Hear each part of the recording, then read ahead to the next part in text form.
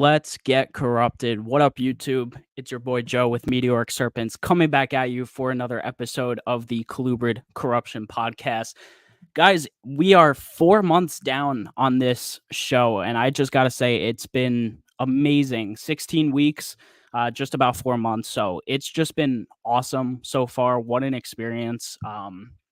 I've absolutely loved every single guest I've spoken to, and yeah, let's just keep that rolling. Tonight, guys, we have a very awesome guest. We have Steven Kush, aka Scrub Shepherd. Um, Very excited to have him on the show because I think it gives a bit of a different perspective than other people have. Like me, he's 23 years old, and he has a very vast collection of a bunch of different species.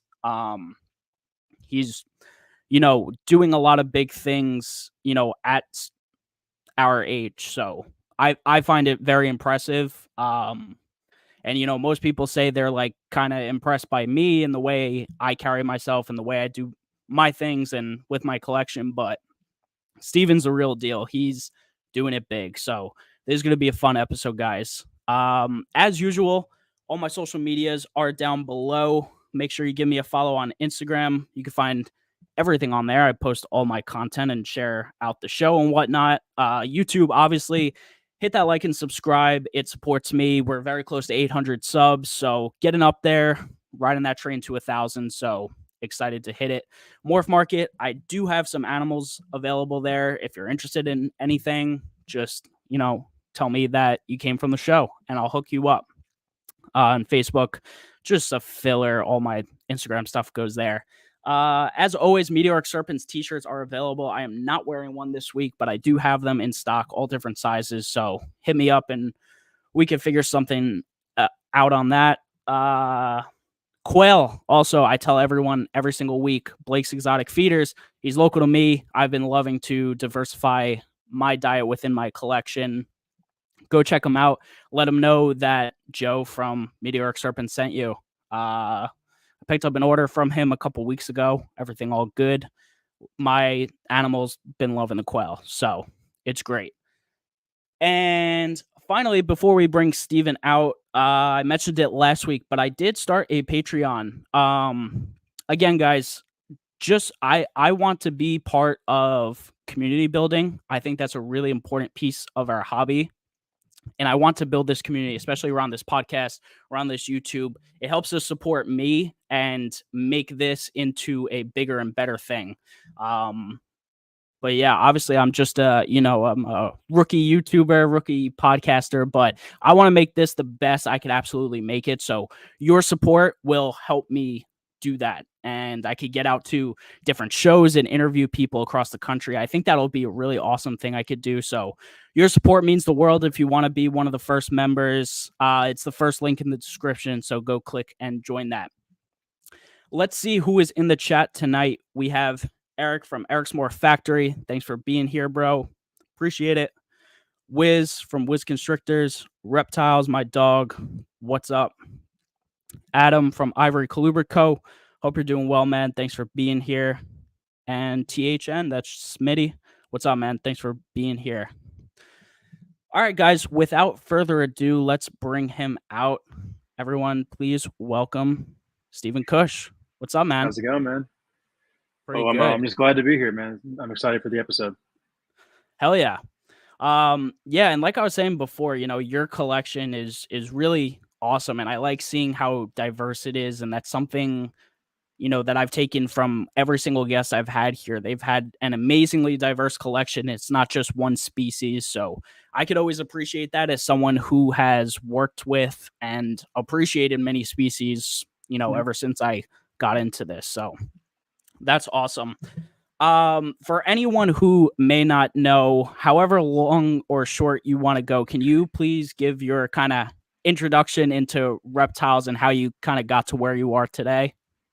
Sure. I mean, it's been my life for most of my life. I was like a lot of people, our age and a little older, grew up on Steve Irwin. Caught the bug that way. When I was young, growing up in Chicago, the Chicago Herp Society did the big educational only reptile show called Reptile Fest every year. I mean, 2 to 3 times the size of the average local reptile show. It was a pretty significant event, and it was purely educational, so no sales at all. Mostly was members of the Herp Society bringing their animals, and lots of families. So I was running around there when I was, 6, 7 years old, Yeah. holding all the snakes and stuff, and really kind of stoking that fire. I finally was able to get my first snake when I was about 9 years old, and when I was kind of doing my research, doing all the convincing of the parents, I found all the YouTube videos of the day. I found the old Snake Bites TV videos, and through those, I learned about the industry and that there are actual people who make a living breeding snakes.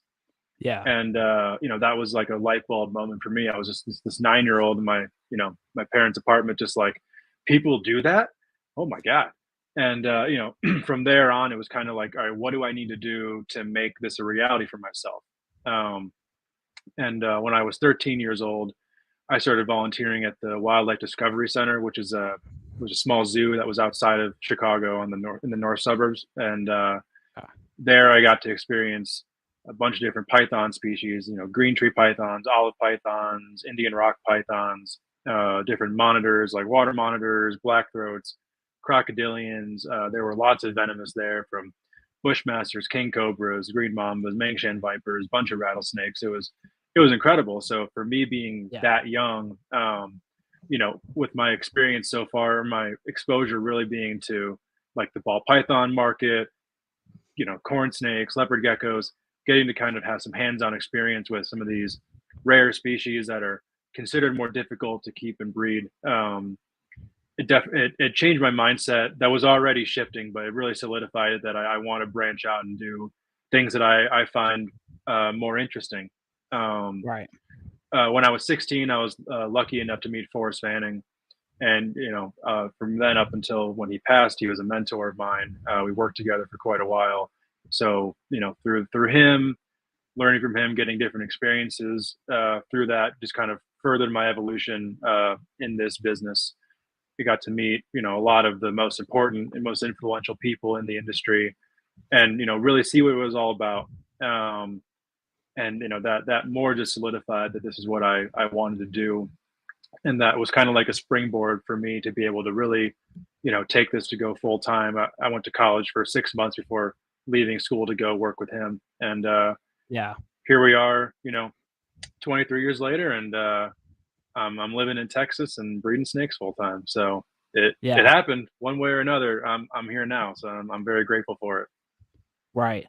And, I like what you said about how you got that hands-on, like, volunteer experience, but even then when you met Forrest, from what I've heard at least, he kept a variety of species, and then, he knew all these other people in the hobby who kept a Yeah. variety of things. So you were super exposed to pretty much all sides of the hobby. Is that correct? Yes. Yeah, Yeah. absolutely.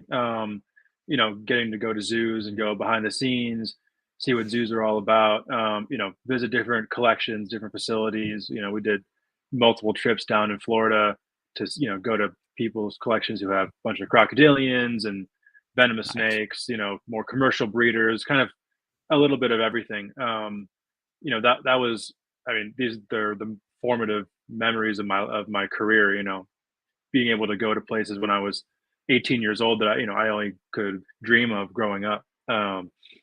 And then through Forrest, I mean, he did have a very diverse collection, from the Abronia, the tree boas, green tree pythons, crocodilians, the tree monitors, and different monitors that he liked to work with.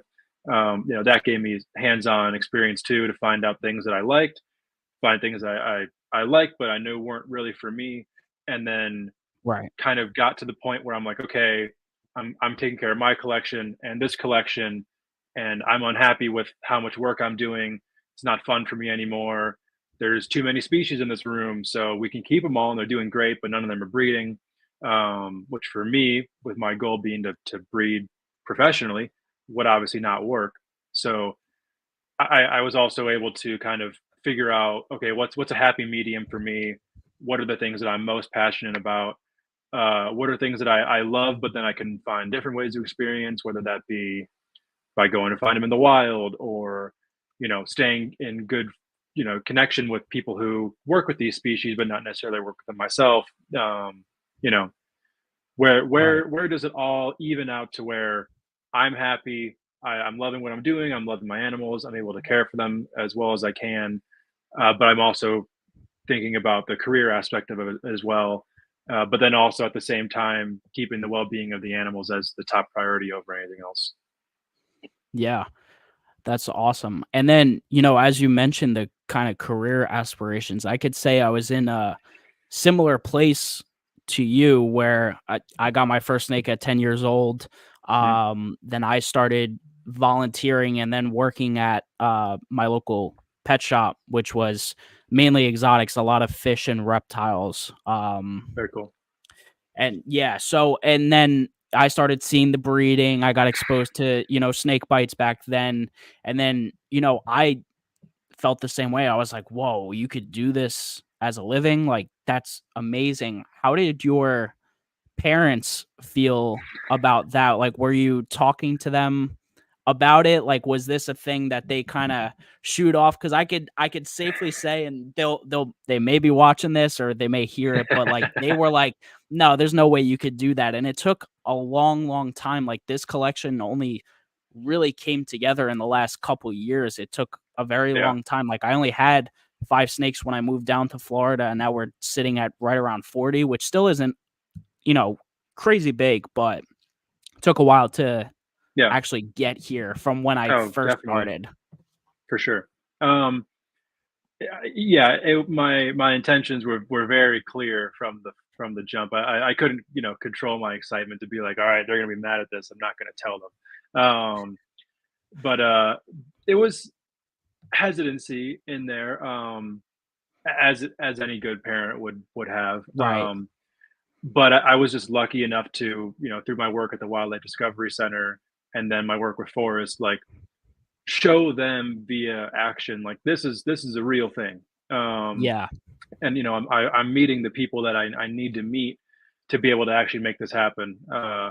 Every new animal was a, all right, we got to sit down, let's talk about how this is going to work with you going to college, and you're Right. still in high school and you're playing basketball, there's only so many hours in the day, and to me the end goal was always in sight, and never wavered. But dad was always harder to convince than mom on some issues, but he definitely he came around, and he's great now, very very supportive. He always was. He would help me out with, Yeah. if I needed help cleaning a snake or anything like that, he was always the one who would get his hands dirty with me. um Okay. but no, so I mean, uh, ultimately extremely supportive, just cautious, but in a responsible way. Right. Where if they Yeah. weren't, you probably would have had to question, you were letting your 12-year-old do what? So Yeah, and to be honest, it is, when even when I look back at it, like, it's understandable, and then when we see the way that, the market, the snake industry and reptile industry can be today, it almost is a hard thing to convince, like, people do have that debate, "Can you even do this full time anymore?" But, yeah, it seems like you're living proof that it can be done. yeah, it certainly can be, and I think that uh, I think that the reason why people think it can't be is that the current kind of model of what a professional snake breeder looks like now is not really all that possible. Um, the the scope at which you kind of have to approach it and whatnot, like, it's just not what it used to be. Because of how many breeders there are now, how full markets are compared to where they used to be. You kind of have to have your own angle, and if you're blending in with the crowd, if you're 1, 2, 3 exotics, you're a cookie cutter of everyone else. How Right. can I distinguish you from 3, 4, 5 exotics? You know, and that's kind of putting it in kind of black and white terms. But with that said, the most successful people historically in this industry are the trend setters, not the trend followers. people like Justin Kabelka, people like Bob Clark were breeding the first berms and reticulated pythons. Right. You know, people who found their own thing, and like with Justin, he was the first one who was doing the multiple recessive genes when everyone was going for single, double, triple codom, maybe make it a pied or something like that. But when Right. the world's first was the thing that everyone wanted to do every year, it took a different level of kind of foresight to see that there's an end to that, and that you got to be ahead of the curve when that kind of comes to a head, and what you're doing there isn't quite so special anymore. So and then also another factor that I think is hard to overlook is like the price of maintaining a collection. Of I mean, course. feeder rodents are probably 5 to 10 times more expensive than they were 20 years ago. Um, Yeah. Obviously, overall life cost of living, inflation, things are a lot more expensive. So to do anything these days at scale, reptile business or not, your margins are far thinner than they used to be. Um, and I encourage people who do want to take it full time to be at a scale where you can do everything yourself, or with one helper or something like that. As soon as you need a team of employees, a website guy, a Right. different facility where you have another rent payment and another set of utilities and different insurance and yada, like Yeah. as soon as you add in all of those additional bills, okay, well, now you have to produce or sell that many more snakes just to break even. Yeah. And in a market like today where you go on Morph Market and there are tens upon tens of thousands of animals available, um, you gotta navigate through those waters in a way where you stand out, where if someone wants to buy this, they have you and a handful of others, not you and 5,000 other people who are doing the same thing. Yeah. And kind of transitioning into your collection a little bit, I mean, that's where you're kind of at with the scrub pythons, right? I mean, Mhm. you're that guy now, honestly. I mean, from what I can see on social media, and I'm probably not following everyone, and how could you? It's so hard, but like, Right. Yeah. I see that you're the scrub guy, and that's it. So, you definitely set your own lane, and you're doing that. I mean, I sure like to think that I am. I mean, there's plenty of other people who are breeding scrub pythons. I think last year, I mean, other than me, probably about 10 other people produced them here in the U.S. And Okay. it's far more now than it's ever been before, and I'm very, very happy about that. With that also comes the market is increasing on those animals. People are becoming more aware of them. They always had a stigma attached to them of being aggressive animals, being bitey, defensive, strike at your face. And overall, for the most part, I think between me and some other people who are very passionate about these snakes, we've proven that that's almost entirely untrue. Um, and then especially once you get into captive bred animals, then you're looking at a night and day different animal than a big wild caught snake that is fresh off an import, and now it's a table at a show, and then you bring it home, and well, yeah, I'd be pretty upset too. Um, so, but yeah, I mean that is the main focus of my collection, the main focus of my breeding. But I do have it's they're not half of my collection. I have animals that make up more than 50% that are not scrub pythons. Okay. Um, Majority of that being montane rattlesnakes. So Got from it. the Southwest U.S., Mexico, species that don't get typically more than about 2 feet long. Some of them are in my backyard, not quite literally, but 15 minutes away from my backyard. We can go out here and find these snakes in the wild. And then some viper species like palm vipers, Mengshan vipers, and then my colubrid collection. It's small, but I think I know it's my favorite stuff. And to me, some of the most beautiful and interesting colubrid species: tiger rat snakes, beauty snakes, Yeah. Transpecos rats, Mexican pine snakes. A few. I have probably 8 or 9 different colubrid species, all of which I'm focused on breeding, and all of which I really I love to keep, and I couldn't imagine not having them. Yeah. They're colubrids aren't quite for everybody. If you're used to green tree pythons or emerald tree boas with low metabolisms, they don't move. You're in for a different experience. But I think that's Yeah. what this is all about. I couldn't Even ball imagine. pythons, man. I mean, it like that metabolism, that feel of the animal in your hands, the way they move, like it's Yeah, very, very different. Like, yeah, they might be just as easy, but like it's a different animal. yeah, 100%. And colubrids are the most diverse order of snakes out there. There's thousands of species of colubrids, Yes. many of which are not represented at all in the hobby. And if they are, very, very poorly. And I think there's a ton of room in the colubrid world for people to come in and really make some waves, bring some good awareness to these animals. Because it's with a lot of colubrids, like a lot of the smaller species, it's hard to make an argument that those aren't the best pet snakes for people who just want to do this very Right. casually, just as this little side hobby. Yeah. And before we start talking about your colubrids, one thing I've noticed, like when you post your scrubs, especially, is that they almost seem to.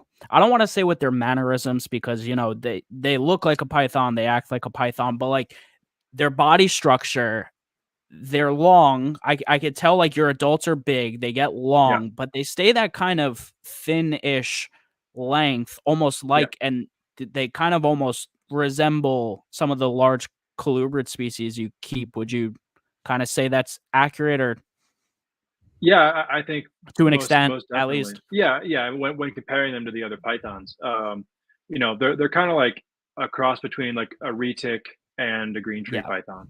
Um, but they're super interesting. They're very intelligent. I would say of the snakes that I've been around, I'd put them second to king cobras, and probably that's about it. Um, they're very calculated. They're looking at you all the time. They're kind of seeing what's going on. They're quick to notice when food's not around, and they don't like being controlled. They don't like being restrained. They're confident. Okay. Some other pythons like Timor pythons and white-lipped pythons, they're a lot more timid and quick to run away from a situation where they feel threatened or confronted. I like that Right. scrub python will just sit there and look at you, unafraid of what's going on. I think that to me that just adds a different depth to the keeping experience when it's really working with an animal as opposed to corn snake. Boom! I could pick it up, put it in this holding tub. I'll clean its tub there. It's not mindless work, and there's something for mindless work. For me, cleaning babies is that where I can kind of put on a podcast, get into my zone, have all Right. my papers and waters there, and just you know it's a very very Yeah. calming experience. In the colubrid world, I think I'd probably most closely compare them to like Batias carinata. Um, Okay. because those snakes are I have one right now, a really old female. I had a couple of males, and I mean they're as special as they're made out to be. Very very confident snakes. Wild But caught. yeah, for sure, for Yeah. sure. Yeah. I'd love to get my hands on some of the very elusive captive bred Ptyas carinata, but yeah, these are wild caughts. Okay. So but yeah, to me, they're the pinnacle of the Python world. I'm obviously extremely biased as I'm surrounded by them, Yeah. and I'm not shy to admit that. But I have worked with just about every Python species, and this is when I found them, I knew I had found my thing. So Yeah. Awesome. Now I definitely want to kind of get into your colubrid collection and yeah, dive into what it is that makes you keep those species again, because you do keep all these species. So obviously you have to, I'm gonna say, restrain yourself to a certain degree and like really to a focus degree. on this, yeah, on the species that you really, really like. I could tell that Yeah, you very much enjoy the species you keep. Um yeah. so let's kind of start with the Asian rat snakes, because I know you keep a couple of those, and that Yeah. the group of Asian rat snakes are arguably some of my favorites. I have Mhm. a few of my collection. So let's talk about what you got there. Yeah, so I have a small group of Asian rat snakes, but I have just a pair of Vietnamese blue beauty snakes and a pair of each of the localities of the cave dwelling rat snakes, Okay, and then my lone female Pataeus carinata. So gotcha. small group, but I mean I don't think I can name, aside from maybe like the Gonyosoma margaritatum, like species from over there that I'd prefer to keep.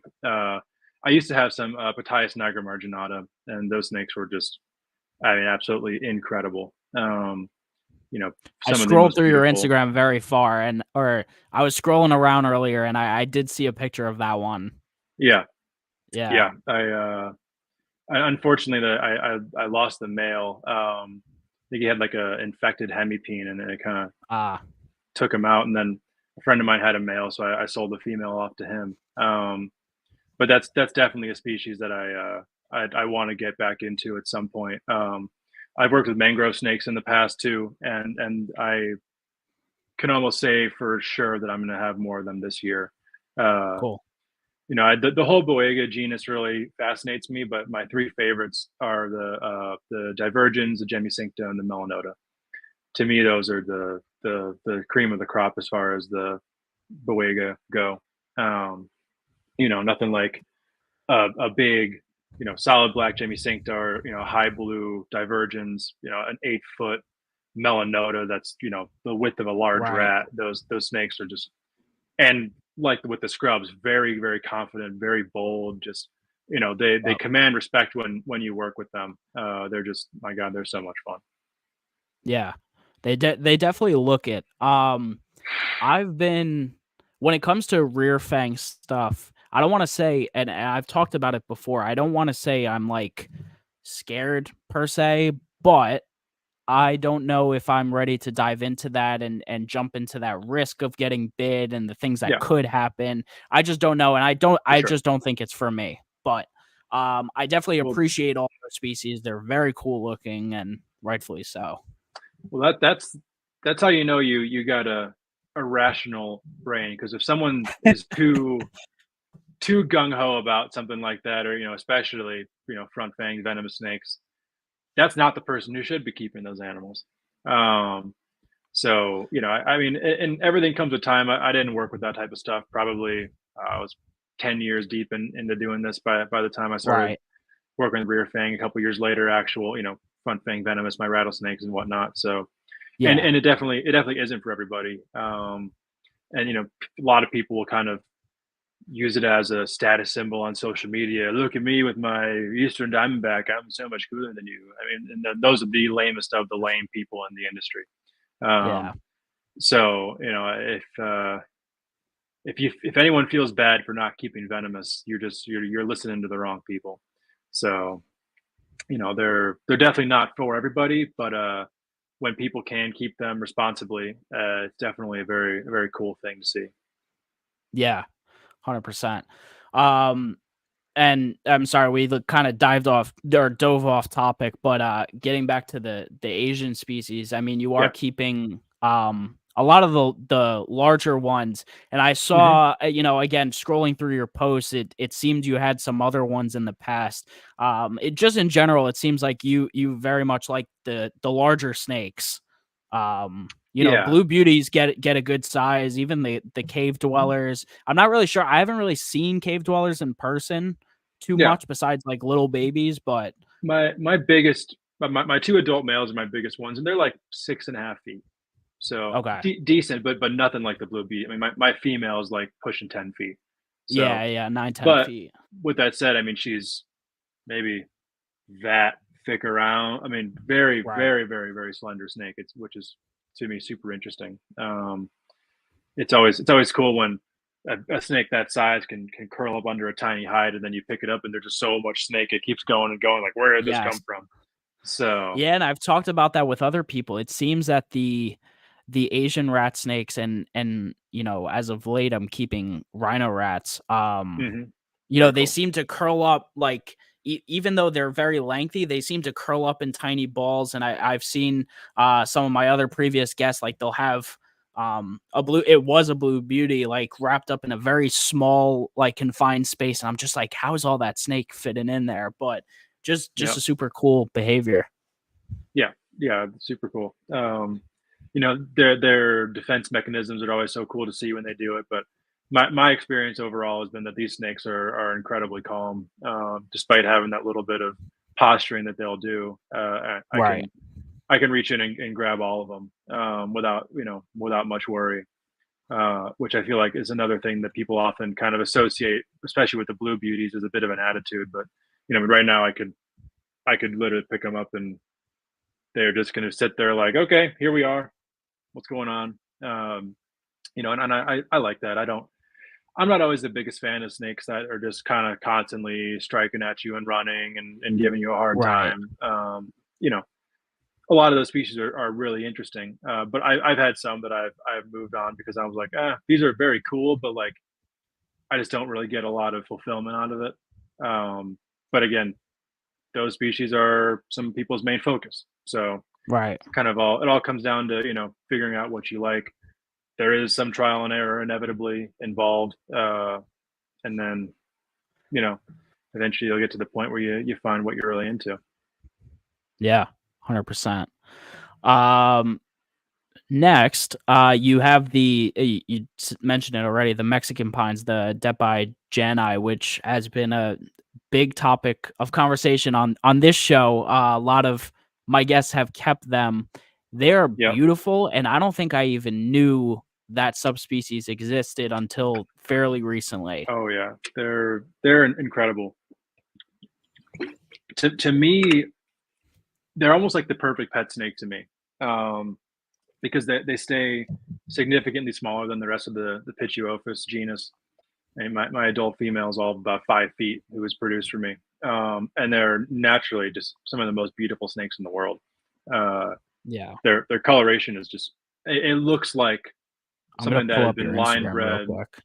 Yeah, go for it. It looks like something that's been line bred in captivity for years, and you see wild pictures of these snakes where it looks just like that. Yeah, that's my big boy. He's a beast.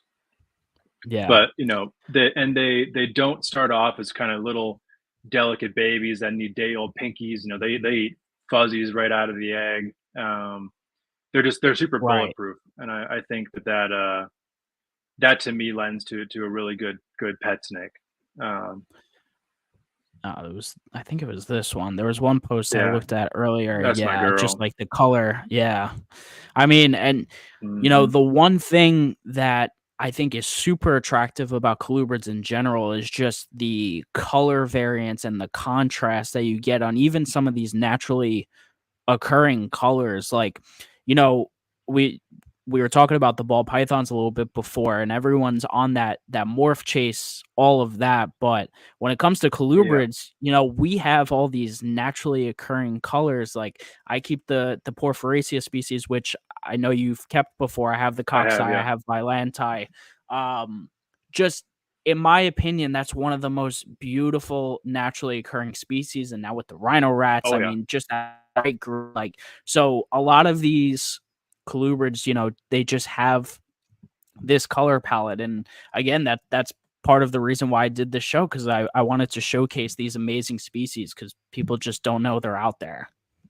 I mean, there are more than any of us could ever really give time to, in our lives. There's of like the Asian species, stuff like the Mandarin rat snakes, the Japanese forest Yeah. rats, the king rats, the Kunashir Island rat snakes, Yep. the Gonyosoma genus, and the red tail green rats, the Janseni, just the whole Boega genus. I mean, so the keelbacks, like there's so many species that are just like, I mean, you couldn't morphologically create these things if you tried. I mean the Mullendorfi, the hundred flower rat snakes. That's Yeah. another species that I need to have back in my life at some point. I mean, how is that real? How does that exist in the wild? A Yeah, guy. green red And snake like that? Like that's absolutely incredible. for anyone who doesn't know, in the chat, we're talking a snake. What's funny about the Mollendorffi is they're very like their pattern is very akin to North American rat snakes. Like Mhm. that's what I always say. Like it looks like I keep the Texas rats, but like they just have different colors. So think of my normal Texas rats, the way their pattern is with the blotches on the back, or even a corn snake. Think about that with a bright orange head and a green body. It's just unbelievable. That's how they Yep. look in the wild. It's like this actual green. It's not, an off green. It's legit green, and their heads are red. It's just beautiful, beautiful animal, Yeah, and they're they get I mean, big. they're part of that beauty snake complex, and, they fit right in. Those snakes are absolutely amazing. And, Yeah, yeah, but then there are a few morphs, there's, like, the caramel albinos, the hypos, the patternless, yeah, and, and I like all those too. They're gorgeous. yeah. 100%.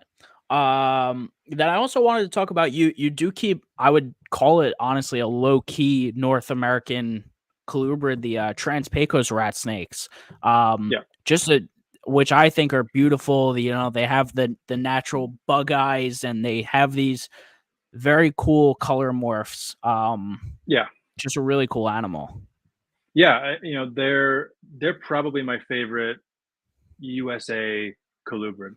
Um, they, I and it's, saying that is kind of weird considering that eastern indigo snakes exist. So, no slight on the eastern indigos. But they're, not very big. Yep. Their color palette is variable. Obviously the eyes are, they're what really sets them apart. Those big, steel blue bug eyes. Yeah. And they have the blonde phase, the xanthic phase, the albinos, and then all the different locality variation. I mean, there's a locality type of Trans-Pecos rat 20 minutes from my house. I have yet to see any, but I would absolutely love to. Yeah. Um, and another species that I think is a great, early career kind of pet type of snake. When I was a kid, it was one of the first species I was able to actually get some hands-on time with, and that's when I fell in love with them. Probably 10, 11 years old. Um, Right. so another kind of low key species that could kind of fly under the radar. But if you kind of dive into them, you'll really appreciate the beauty, and that's with a lot of the southwestern U.S. colubrids. Gray banded king snakes are the same way. uh, the green rat snakes, Centicollis, those Yeah. snakes are, I mean, those are some of the nicest snakes in the country, in my opinion. The mountain kings are Yeah. absolutely amazing. And those kind of species are snakes that they fit in well with my rattlesnake collection. They come from oftentimes the same places, Right. especially with like the pyros. I've been on trips looking for colobri, and my buddy will say, "Hey, 15 years ago, I found a pyro right there," and Oh we wow. find a colobri 100 feet that way, um, Okay. and stuff like that. Just kind of tying stuff like that together with experiences that I have makes snakes like that more special to me. Um, I'd encourage anyone who lives in the U.S. to make trips out to this part of the country. West Texas, New Mexico, Arizona. I mean, it's really people from all over the world come here to herp, and we're all so close to it. I feel like it gets taken for granted a lot. And then not to hate on Florida. I feel like everyone thinks of Florida as the herping destination, but I think of the Southwest as a herping destination. But nothing against Florida. A couple years ago, I was there with some friends. We went, deep into the Everglades and found Nice. found an American croc, and that made the whole trip. It was like about an 8 foot male. Awesome. He was pretty awesome. So, but yeah, the Trans-Pecos rats are definitely one that I kind of always foresee myself keeping, and I hope it's another species that kind of picks up popularity as time goes on. Yeah. Definitely. Um, cool. So let's move on to the Spilotes, the tiger rat Yes. snakes, because you got those guys. Talked about them a few weeks ago with Jason Hood. Mhm. And there was one post you made a few weeks ago where I sent it to him. I'm like, is this yours? Because you mentioned the cross, which we had talked about just a couple days earlier. I'm like, is you produced this? And he was like, yeah, I'm pretty sure I did. And so Yep. yeah, Oh, talk absolutely. about those. Yeah. Yeah, the Spilotes are my favorite colubrid, and there's not a close second to me. And yeah, I do have a pair from Jason of the Tamaulipas Honduran crosses, and they're incredible. I'd love to get my hands on the pure form of the Tamaulipas locality one day. But I wanna know I can breed them before I decide to break my bank over those snakes. But and for good reason. They're worth every penny. Yeah, Um, they're beautiful. yeah. I So tell everyone when I was at Daytona, I that was the showstopper snake for me. When I walked up to yeah, Jason's table and saw that for myself in person, I was like, "Whoa." yeah, And I yeah. regret missing the show for that reason alone. I feel like pictures probably didn't do those animals justice. But one day. But I do have a nice little group of them. I have three pairs of Mexicanus, a pair from Jason's animals, a pair of Yucatan animals, and a pair of Veracruz animals. And Nice. those two pairs are adults, and I'm actively trying to breed them right now. Um, I have a pair of the Guyana locality Pilatus as well, and then a pair of Sulfuris that also came from Jason. Oh, So awesome. yeah, and then those guys are they're about like the 6 foot to 7 foot mark right now, so they still have a lot of growing to go. I was at the Pomona Expo recently, and Roy Blodgett from Wellspring Herp had his big adult male Sulfuris there, Yeah. and oh my, it was like 11 feet long. It's heads the size of like a big adult carpet python, and it's just like I don't know, Yeah. to me it doesn't get much better than that. That animal is just so incredible and in absolutely perfect shape. Right. And for anyone watching, sneak hint, Roy's coming on the show next week. So Oh we'll be hell yeah, talking that's awesome. more Spilotes with Roy.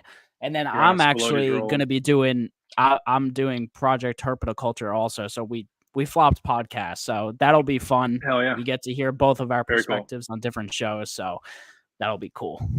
Hell yeah, that's awesome. But yeah, in talking to Jason and hearing, Roy on his show talk about his Spilotes, how have those been for you? Because I know, a lot of people set them up in these big, beautiful cages. They're these Yeah. very active animals. So, excuse me, what's your experience kind of been with them, just in general, like as an animal and observing everything that they do? Yeah, so to me, they're definitely like a challenge in a fun way. I to me, they're kind of like a mamba minus the venom, and that is from mamba keepers. So that this is definitely Okay. not an exaggeration. I mean, they're for how big they are. They're so fast and whippy. They're very reactive. I maybe have only been bitten once ever by a Spilotes. They're much more take off and run than bite. Gotcha. Um, but when you have an 8 foot snake kind of flailing around, it you know the nerves can get going a little bit. It's like, hey, what's this thing doing? Right. I mean, the feats of athleticism I've seen these snakes make of, being on the ground, I'm holding the back of its body, and the next second it's shooting over my shoulder, and I'm kind of turning and catching it as it goes. It nothing else that I have does that. But with that said, I mean, the coloration and the size combination of Spilotes is really what does it for me. Especially the Mexicanus, with how vibrant the yellows and the oranges Yeah. are. How it continues down the whole body compared to the Pilatus, where most Pilatus, not all, but most kind of taper off into solid black at a certain point, which I also very much like. But I think I prefer the Mexicanus look, because I feel probably most people do. Um, you know, if you have them in your hands, and when they calm down, they kind of sit there and do the slow tongue flick.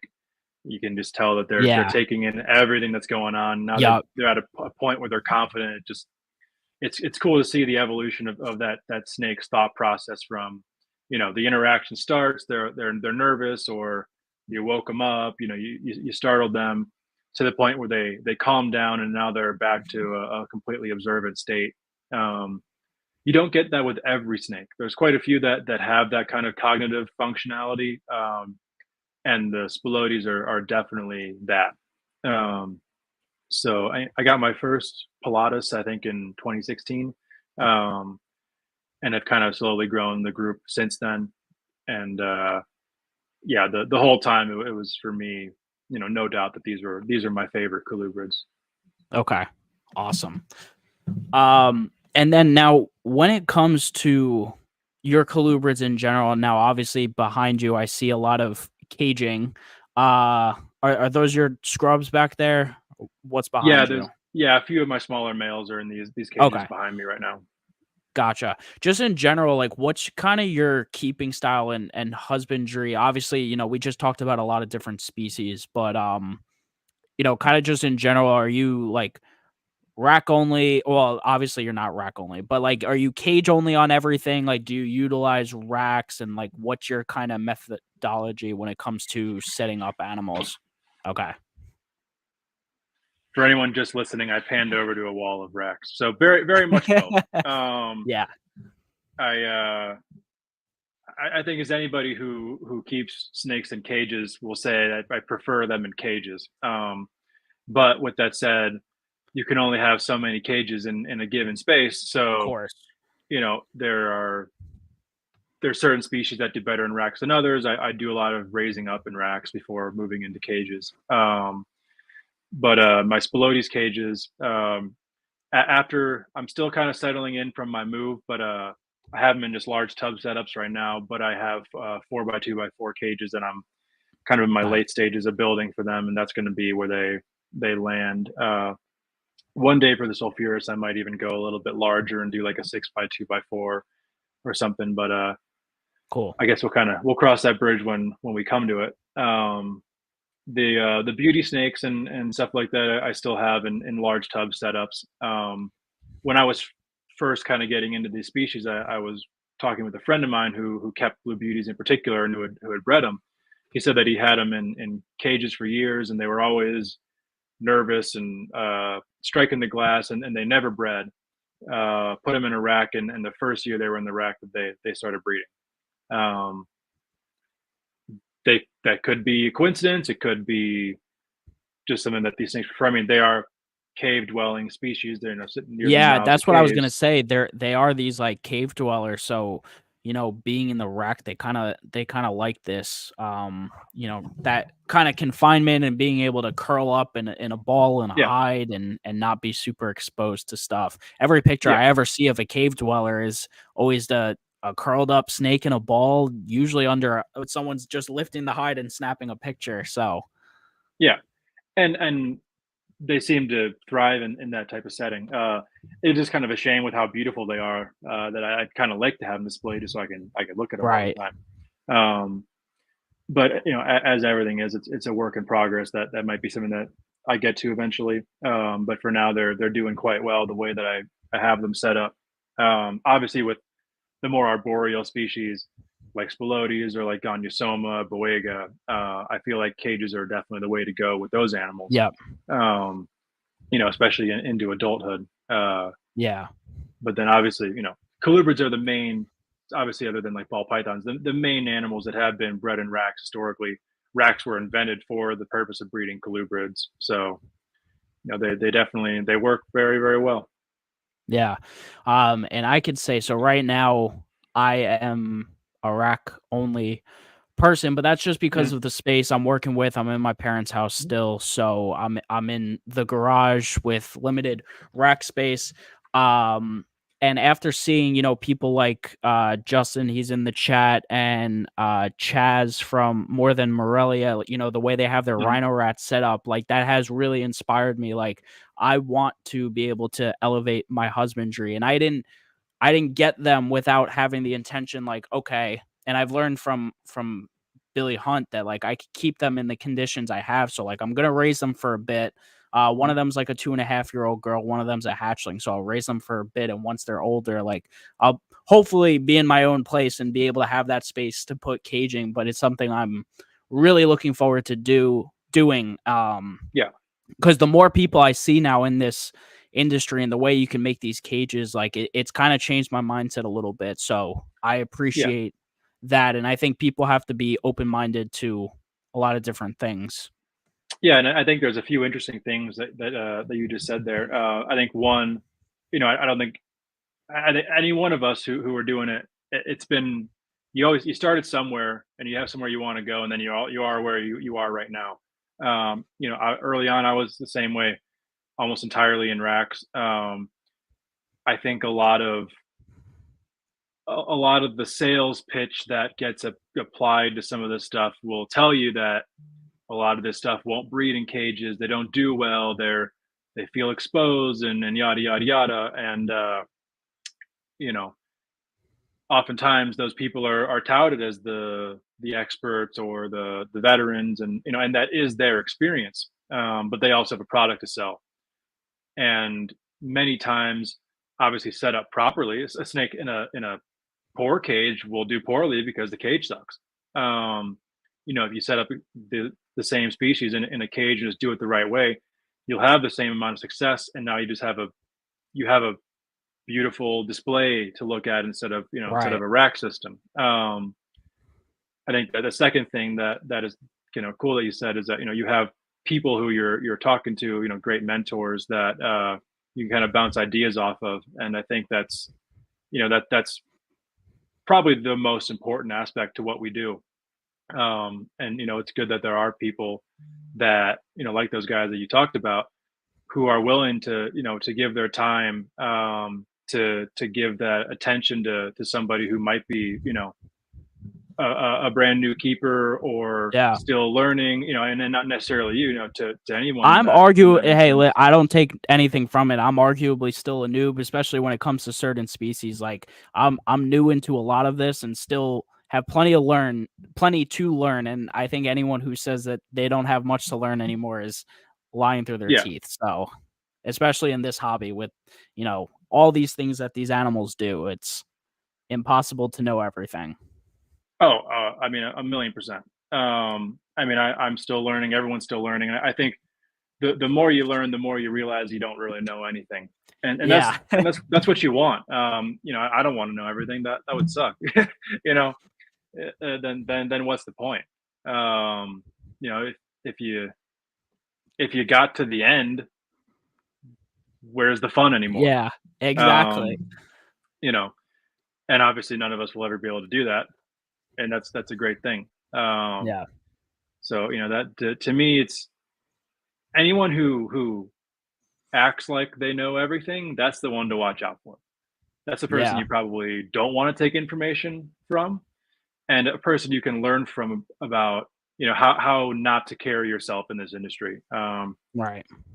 I've seen lots of people come in with that type of know-it-all mentality, warranted or not. Even if somebody is legitimately, considerably an expert in that field, that Right. mindset just gets you nowhere. People resent it. It's hard often to communicate with these people. People like that often don't like to share their information. They gatekeep it. You know they kind of they go against the pay it forward method, which is what I like to do. I've had a lot Yeah. of incredible mentors throughout my time, and obviously I can't pay them back for giving me information. So all I can do is be that for whoever may come to me for that type of information going forward. I think Yeah, that's and what I this I feel the this exact hobby is same all about. way. Yep, 100%. I feel the exact same way, and, like you were saying before, one of the best parts about this show, and even though, it's for a crowd, like, I do this, but, like, I'm learning so much, and everyone I've brought on here is so cool, such cool, genuine people, and that's Yeah, what I love about this. It's just amazing, the people you get to meet and the stuff you get to learn. yeah, absolutely. And then oftentimes as you get into the industry and kind of you know the sheen of like, oh, I've heard of these guys. I watch them on YouTube or podcasts, and inevitably that person's on somewhat of a pedestal to you, whether subconsciously or consciously. Um, and when that wall kind of breaks down, and you realize that, oh, we're all just people who are fascinated by these snakes, this guy just happens to have been doing it for 20 years longer than me, Yeah. but he remembers when he was in my shoes. Um, that's the kind of camaraderie that makes this industry special, because it's obviously not just about the animals; it's about the people too. And I don't think you can have one or the other and have a fulfilling experience. I think you need to have some sort of combination of the both. Um, Right. as great as these animals are, you know, doing that in solitude will only take you so far before you start to lose your mind. Yep. Um, so yeah, I mean, podcasts are great for that. Reptile shows are great for that. One of the best parts about social media is that connectiveness that we all have, kind of through that means. As much as there's been a good amount of negative coming out of social media, Right. it's changed the industry for better or worse. But it's the accessibility of information is infinitely higher than ever before. Obviously, with the increase in volume, quality control kind of goes out the window to some degree. But fortunately, there is a ton of good information out there. Um, it just sometimes for a new keeper that can be more difficult to access or even know what to look for to begin with. Yep. Um, Yep. but as long as people who are making it keep making it, inevitably it'll be found by that audience. 100%. Yeah. All right, cool. And then before we get into some other stuff, because I guess these are they're kind of off the walls stuff I don't want to even call them off the wall, but like I guess they kind of fit into the colubrid and colubroid. Let's talk about your venomous stuff. Mhm. Um, because, you know, I have the utmost respect for people who keep venomous to a high degree and responsibly. Um, I don't like when I see all, the free handling, the negative stuff on social media. I Yeah, think it gives right. the rest of the hobby a bad rap. But I really do appreciate the keepers who are just really passionate about those snakes. And they, like I said, they keep them to a high degree. So can you talk about that collection a little bit? And how that even came about. I don't know if you're in the part of Texas where it's just like no rules at all. Like, how did you start keeping venomous in your own collection? Yeah, so it's something that I've always been kind of felt inclined to eventually pursue. Um, my first real introduction to them was at the Wildlife Discovery Center with a bunch of exotic species, lots of rattlesnakes. I never got any hands-on experience there. I mean, I was too young to at the time. But just being around it, I was able to see, how my boss managed them, his husbandry methods, the fact that he really, other than tailing larger animals, he never touched them. Which was like, okay, the amount of true risk involved here can be mitigated to a very, very high degree, Yeah. depending on how you approach his animals. To get a little off topic, like there are often weeks where I'll go through and maintenance all of my venomous, and I don't even hook one of them. I just work around all of them. Yep. I use tools that keep me out of their strike range, and after a while, the animals, they get used to how I do it, and they Okay. know that's what I'm there for.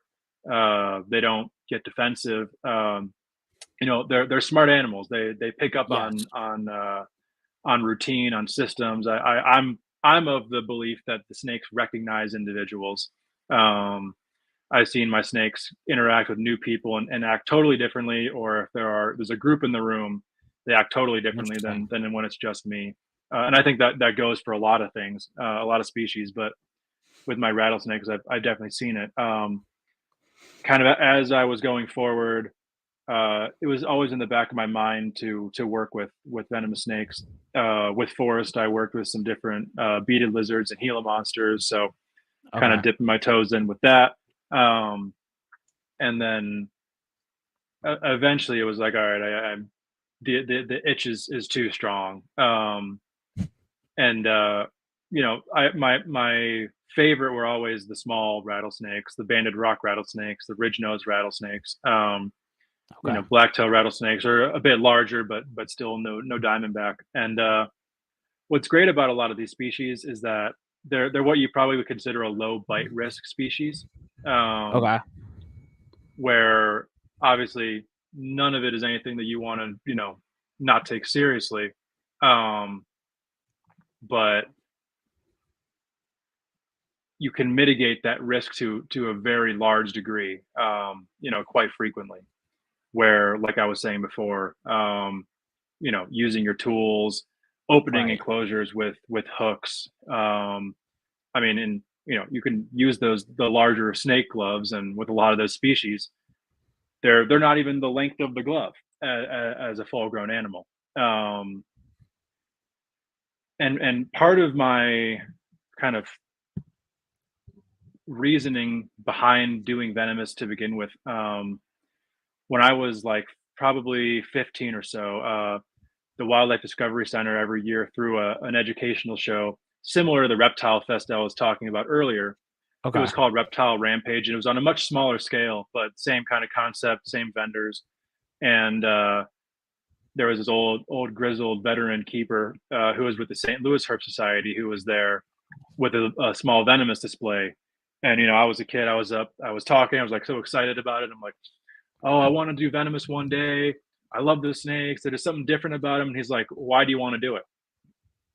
And it kind of stumped me. He's like straight face, like almost kind of mad, like, well, why would you do this? And he's like, none of those are good reasons. Like you should have you need a good reason if you want to do this.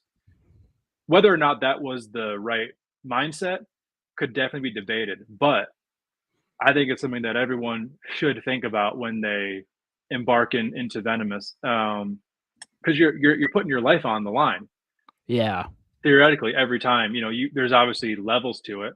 It's not a one size fits all risk, but people react to venoms differently. I know people who have been bitten many times, and it wasn't ever fun, but they're still here. And then you hear of stories of people who take one bite and they're dead 10 minutes later. They go into anaphylactic shock, and it takes them out. As many of us are, and it's not a topic I really feel too much need to talk about, but the way that venomous snakes are portrayed online is frankly disgusting. Yeah. So part of my why behind it was to show what venomous keeping can actually be, and what it can look like, and how there are venomous keepers who take what we do very seriously. Uh, I have them all in naturalistic setups. You know, some of them are have like rocks from the side of the mountain where their ancestors came from. Things like that. Just cool ways to kind of make it something more than just this is this deadly thing. Look how cool I am. And I think what well, not think I know the reason why this is a problem is that the most serious venomous keepers don't have YouTube channels. They Yeah. don't need to. They're What? busy doing better things. Yeah. They're professors, or they're field biologists, or they just have a life and a career Yeah. and don't have time to be an idiot on social media. And you couldn't distinguish them from any other person in a nice restaurant or at an office building. They're just normal people.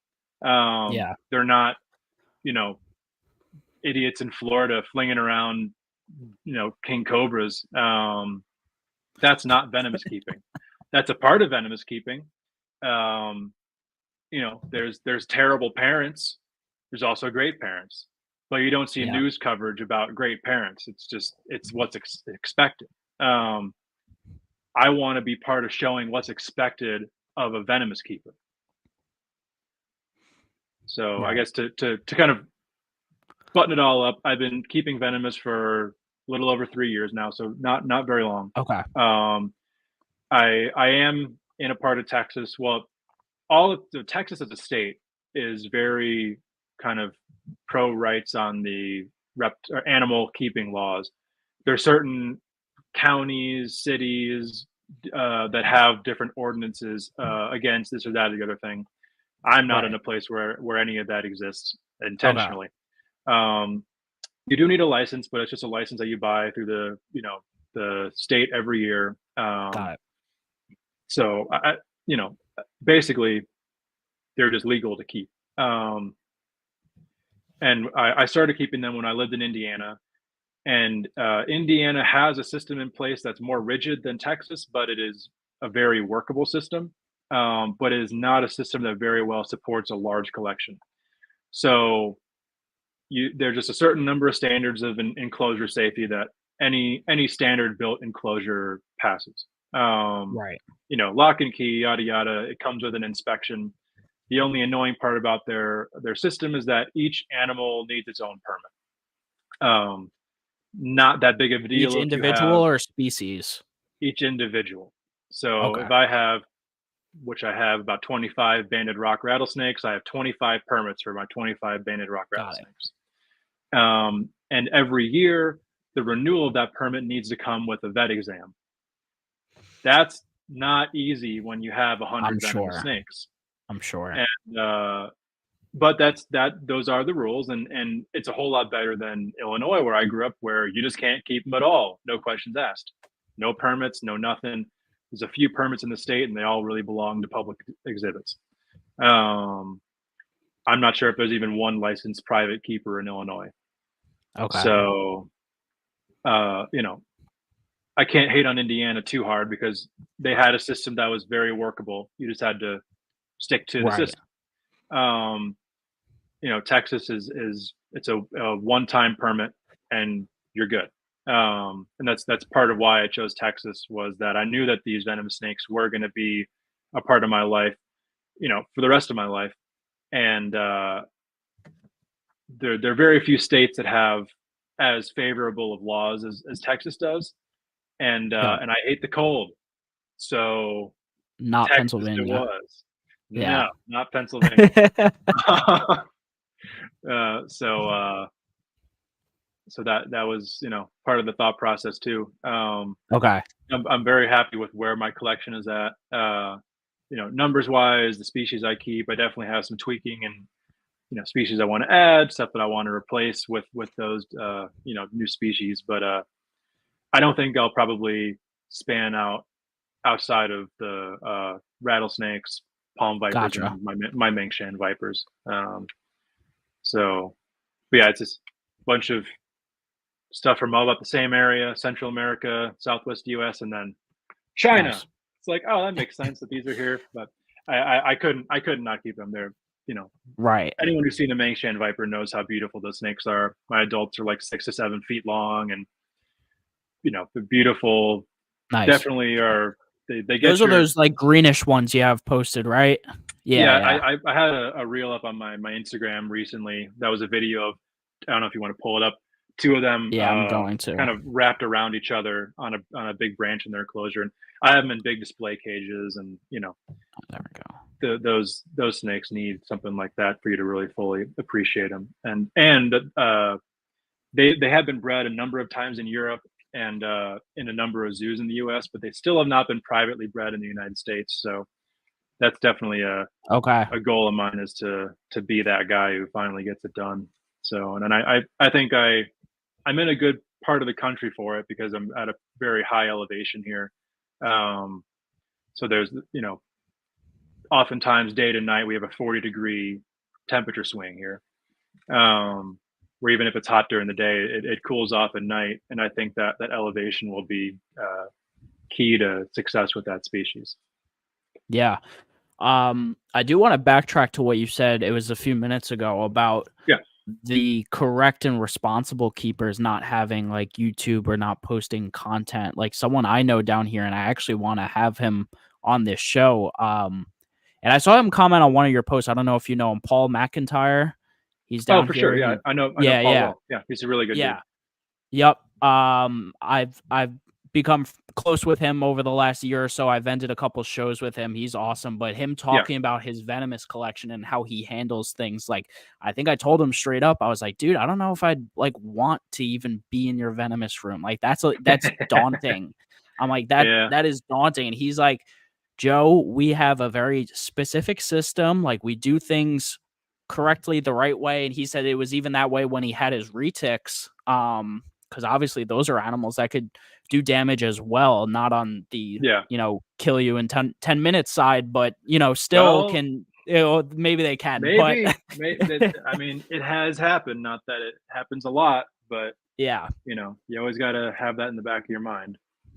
But no, like him, I appreciate keepers like that, and I wish he talked about them more on a public platform. And I think he probably doesn't, just because of the negative light that they get. But like, I know his excuse, his reasoning for keeping venomous is just because he thinks they're fucking sick. I mean, that's Yeah. just that's what it comes down to. So And I mean, that's and I not can't. not a bad reason for it. What No, I it's said not. earlier, it wasn't the gospel. It was just something that I had heard when I was younger that really Yeah. kind of got my brain going a little bit. And Paul is he's from the Cody Bartolini school of venomous keeping, and I would say Cody probably I'm definitely, for me, was like the person who gave me the most guidance when I was pre keeping, and early on when I was keeping my venomous. I mean, I don't know if I've seen someone more professionally manage their collection and the protocols and everything than Cody does.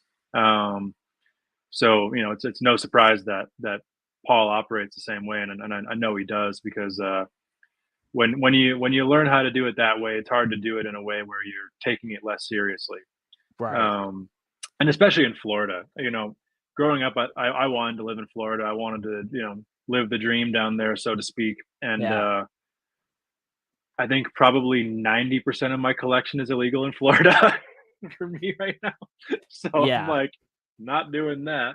Um, you know, for me in my situation, the whole venomous hours thing would have been, I think, for me, it would have seemed like, why am I doing this? Why don't I just live somewhere where I can keep these? But I've been around venomous for over a decade. I had some hands-on experience with them. And from when I was very young, one thing that I just did was, I'm like, I'm going to become so comfortable with a snake hook that it's like I'm using my hand. Um, with my carpet pythons, my white lips, my olives, and all that, I'd always just use a hook just so I felt familiar with it. Right. And I think for anyone who has at least even just like that itch a little bit, whether or not they fully want to dive into it, first thing you got to do before anything is be fully comfortable with a snake hook in your hands. Um, you know, I often say that I feel more comfortable with a snake hook than behind the wheel of a car, and I'm not a bad driver.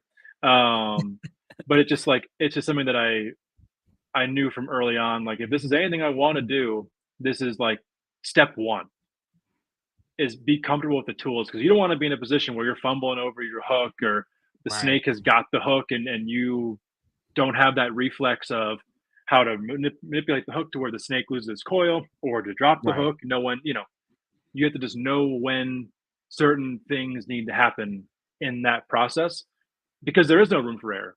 Um, you know, it's like, what's the number one rule of venomous keeping is, don't get bit. It's like, okay, sure, that sounds great. Don't get bit, but really, I mean, that's got to be your mindset of like, it will never happen. Um, Right. and I feel like a lot of people will be like, well, it's not a matter of if, but when. And I don't subscribe to that mindset one bit. I know people who've been keeping venomous all their life who have never been bit, and they keep stuff like mambas and cobras, and the elapids that are those high bite risk species. Right. Stuff like Russell's viper, some more aggressive viper species. Like, you don't need to. It's not a requirement of keeping venomous snakes. It happens to a lot of people who do. Just you know, law of averages, and a lot of people, even the people who show that they're responsible publicly, will cut corners privately, and that's the place to do it. If you're going to cut corners, don't be putting it on social media. Yeah. Um, but and that's a different topic altogether. And I kind of lost my train of thought a bit there, but I guess, to wrap it up, if you want to keep venomous snakes, just know how serious that is, understand what you're getting yourself into, and you've never done too much research. I was working with a guy back in Indianapolis who was getting into keeping venomous, and he was a good keeper. He was good at handling the snakes, and we were just going through training a couple of people, and I was like, "You want to do these cages?" And he's like, "No, I got it down." I'm like, "That is not the mentality to have. There's no number of reps where you have it down. That's if you don't think that you can get any amount better at any given time, that person, one, probably doesn't have the wherewithal to know how bad of a mindset that is. But if you feel yourself going there, and you can kind of you know change course, get your head straight. Complacency is the killer with venomous snakes. It's Yeah. not it's not the snakes obviously it's the snakes themselves at the end of the day, but almost every bite happens when the keeper is like, "Oh, I got this. I'll start opening my tubs with my hands. I'll grab this water bowl with my hand. I'll any sort of I I, gotcha. I'll reach my hand into the cage without fully locating where the animals are first, because this one always sits under this rock over there. All of a sudden, oh no, it's next to the water bowl. Boom, gotcha. Now I'm in the hospital. Now I might die. Like, just because of that split second decision you made to not take an additional 3 seconds to locate the animal. Um, the complacency is the ultimate killer with venomous. Yeah, I gotcha. All right, awesome. So that kind of wraps up that part of the show. Now, here's the part where, I let people talk about the rest of their species because, again, I just appreciate all the diversity in people's Yeah. collections. So, obviously, the rest of the makeup is pretty much pythons. We'll Yes. save the scrubs for last. Save those for last. Go All into right. whatever other species you got and go ahead. Yeah. I mean, this will be a quick one. I have very few pythons at this point that are not scrub pythons. Oh, okay. I have my first three ball pythons that I've had since I was young. They're going to be pets forever. And there's almost for me kind of a challenge of like, okay, can I theoretically I'm in a position, can I have a 60-year-old ball python? I think that'd be pretty cool. Um, you Yeah. know, let's see what the extremes of private herpetoculture have gotten us to these days. What everyone thinks of ball pythons, or not everyone, but they're a commodity. What let's treat them in a different way. Let's see what these animals can be, how long they can be healthy, how to give them the best life they can. Other than those, I have one southern white-lipped python that I probably will end up trying to pair up eventually. Okay. I just I love that species. And I've had that individual animal for like 8 years now, so it's just one of those where it's like, all right, it's a one-off. I could sell it, but I put so much into the animal that, like, Right. what's really the point? I'll keep it around. I have a pair of Australian olive pythons, uh, which are really special to me for a number of reasons. But the two main ones were that it was really like the first kind of, I want to say, more advanced species that I got my hands on with at the Wildlife Discovery Center. They had a Okay. big, like, 11-foot female, and she was absolutely incredible. So getting to work with that animal was life changing for me. It started the cascade, which got me to scrub pythons. And then a moment that changed my life in many ways was that's how I met Forrest. Was I got my female olive python from him at a Tinley Park, Ah, and that was the connection. And now I am where I am now, as a consequence of everything that kind of came after that. So for me, those snakes hold a very special place in my heart. I don't know if I'll ever have more than just two of them, because as awesome as olive pythons are, every olive python looks like the next olive python. okay. Um, they're not there's albinos, and I think those are very, very cool. But every patternless snake looks like the next patternless snake.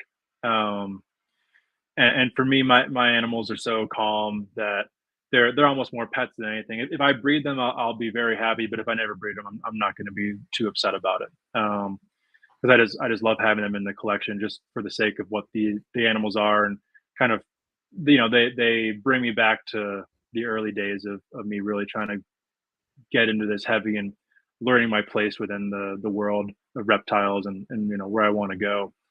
Um, I have a pair of Halmahera locality reticulated pythons, my only retics that I have, and the main reason why, well, they're beautiful for me. They're the best looking retic. They're very dark, Okay. high contrast, high silver triangles on their sides. They are, numbers wise, the rarest locality of reticulated pythons in captivity. There have been two clutches of them ever, only two adults that were ever imported into the country.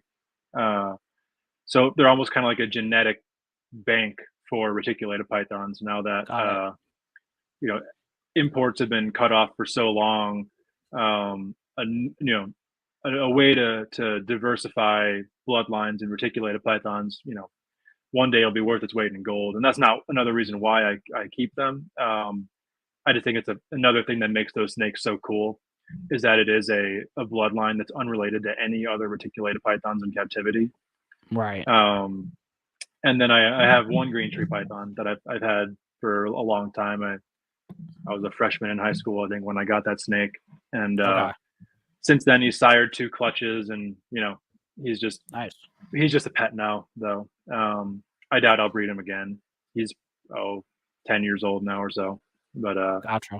but yeah, so that's very very limited number of non-scrub pythons. Okay.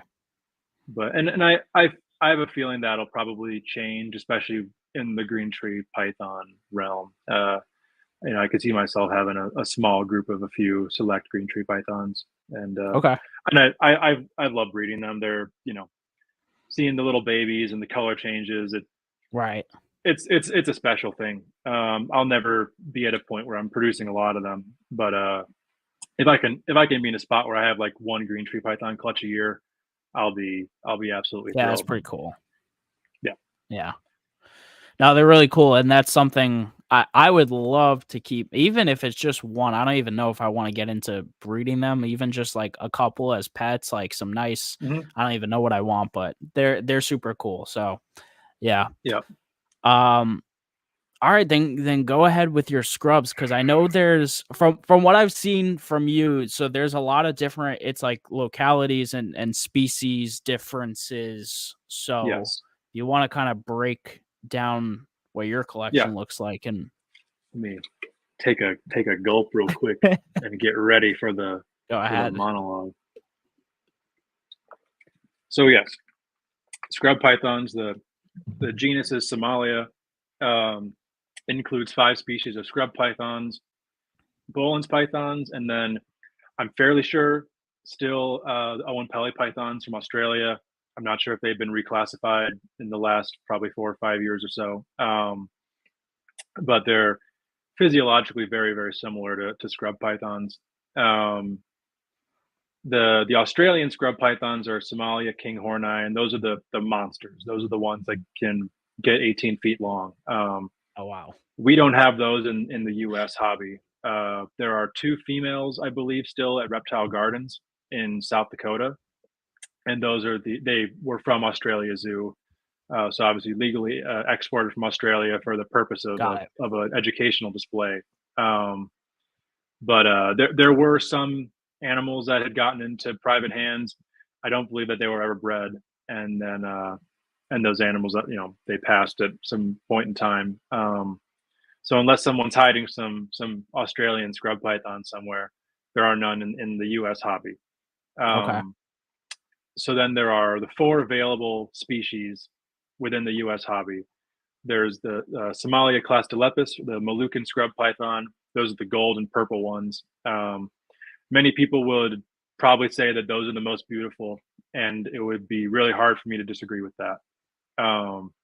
They're probably the most sought after. I think they're the pinnacle of pythons, even above Boelen's pythons. And that's no slight on Boelen's pythons. I just think that Moluccan scrubs are just that incredible. Yeah.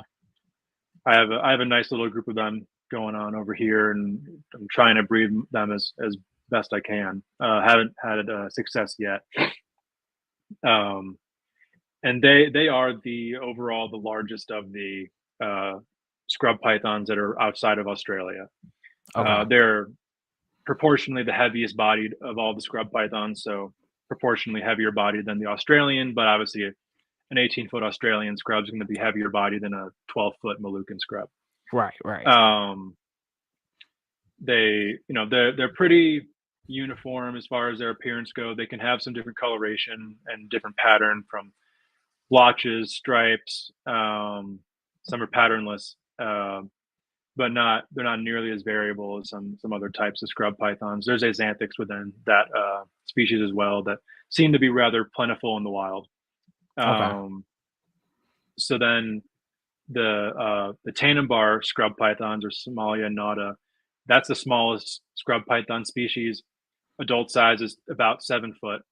Um, and they're fairly variable in their color palette as well. There's kind of four different phases that all kind of cross over to color to pattern. So there are the axanthic, silver, and then the xanthic or yellow to orange spectrum, Okay. and then either patternless or patterned. And then all four combinations of each color with each pattern exist. These have probably been bred in captivity, I would say the most over time, maybe with the exception of Maruki scrub pythons. But Nick Mutton in particular has bred quite a number of them over the years. I'm still, just from my personal experience and research, not confident that I can say how the different traits kind of pass on from a heritability standpoint. Okay. Um, they're all found in the wild in every combination. I think it could be very likely that any two can produce all four different colorways. Um, but I have never bred them, so I'm not 100% sure. But those are often a species of scrub python that are encouraging or like enticing for a newer keeper because they do stay smaller. Right. And for that reason, especially captive bred animals are that would definitely be like a good introduction into the species complex. They do act differently than the bigger scrubs. They're not often as confident, and I think largely in just due to their size difference. Okay. And in my experience, with just a small amount of wild caught animals, more of them are a little less tolerant of me than not. But I do have a couple that are pretty chill. Um, and then we have the Halmahera scrub python, which is Somalia traceae, and that they're the most unique, weird, different of the scrub pythons. Say a little bit smaller, about I would say 8 foot on average for an adult. So bigger than the Tannenbars, but smaller than the Barneck, Amethystina complex, and the Moluccans. Um, Okay. they're silver, gray, black in color. They can some of them have a very axanthic look to them. Some are much more of like a brown and beige kind of coloration. They will change color as well. I have a few individuals that are extreme in this, where one day I look in their enclosure and they're very much silver, almost to the point of having some like bluish hue. The next day they're very brown, which I think is really interesting. They're much more secretive than the rest of the scrub pythons. They're a lot more shy. With a barneck, I might open its enclosure and it's immediately checking me out, checking the situation, has a feeding response. The same cage, have a Halmahera in there. You open the enclosure and it's not going to move until you interact with it. Gotcha. Which is also another thing that can kind of be nice as far as an introductory species. Is that they are often on the calmer side, as far as they're not often as quick moving, not as reactive in their enclosure. Like I said, a lot more secretive. Um, they were, up until I believe it was 2019, they were the only species of python that hadn't been reproduced in captivity, and they were produced at the Oklahoma City Zoo for the first time, and then Oh, wow. subsequently two keepers in the U.S., Shane Adamson and Chuck Poland, have both reproduced them multiple times. I want to say Chuck twice and Shane 3 times. First year, 1 clutch, second year, 2 clutches. Nice. And then uh, at least one person in Europe has bred them, I believe 2, but Raphael Dahl in Europe has produced them, I think, multiple times now. So slowly but surely, they're being reproduced in captivity, which is great because this is a species that has never been heavily imported. It's always kind of been a slow, steady trickle. Um, I'm very, very fortunate that I have a 4.4 of that species right now, Oh wow. and 2 of those females will be breeding size next year. So I'm kind of hoping to take what I've learned about scrub breeding so far and hopefully apply it to those, and throw my name in the hat of people who have done it. Yeah, that's awesome. The last species is the most all encompassing, is Somalia amethystina, and this is the barneck scrub pythons, the southern Maruki scrubs, the highlands, the arus, the biak, Key Island, Kofiau Island. I think this is going to go the same way of green tree pythons, where they were all lumped into one species, and then eventually they're going to be split into either full I was species gonna or say subspecies. those are all the green tree islands that I'm hearing you Yeah, rattle off. yeah, all the green tree, all the tree monitor, all the blue tongue skink. It's really cool to see a lot of times reticulated pythons and scrub pythons have overlap. Um, Right. the Wamena scrub, Wamena or Jayapura, depending on who you ask, falls into that complex as well. So the barneck scrub pythons are the ones that I have the most of proportionally to the rest of my collection, and the ones that I'm the most passionate about. They're the color palette and the potential for patterning is just absolutely endless with them. I think I'm very heavily kind of veering towards line breeding with those animals. There's lots of different locality type labels that will be placed on these snakes, but Okay. none of it can be backed up with actual data. And a lot of the clutches that we've seen in captivity, come with a wide array of different phenotypes within those babies.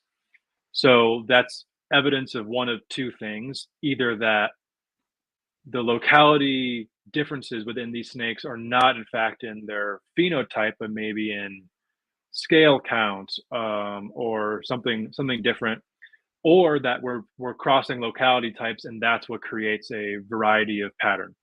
To me, we're not Okay. going to have any idea until we have snakes with actual coordinate points of where they came from. This male and this female were collected 200 yards from each other. Until then, my goal with them is just to make what I think is the best looking example. So kind of designer breeding in a way, but Right. within the confines of Barnecks.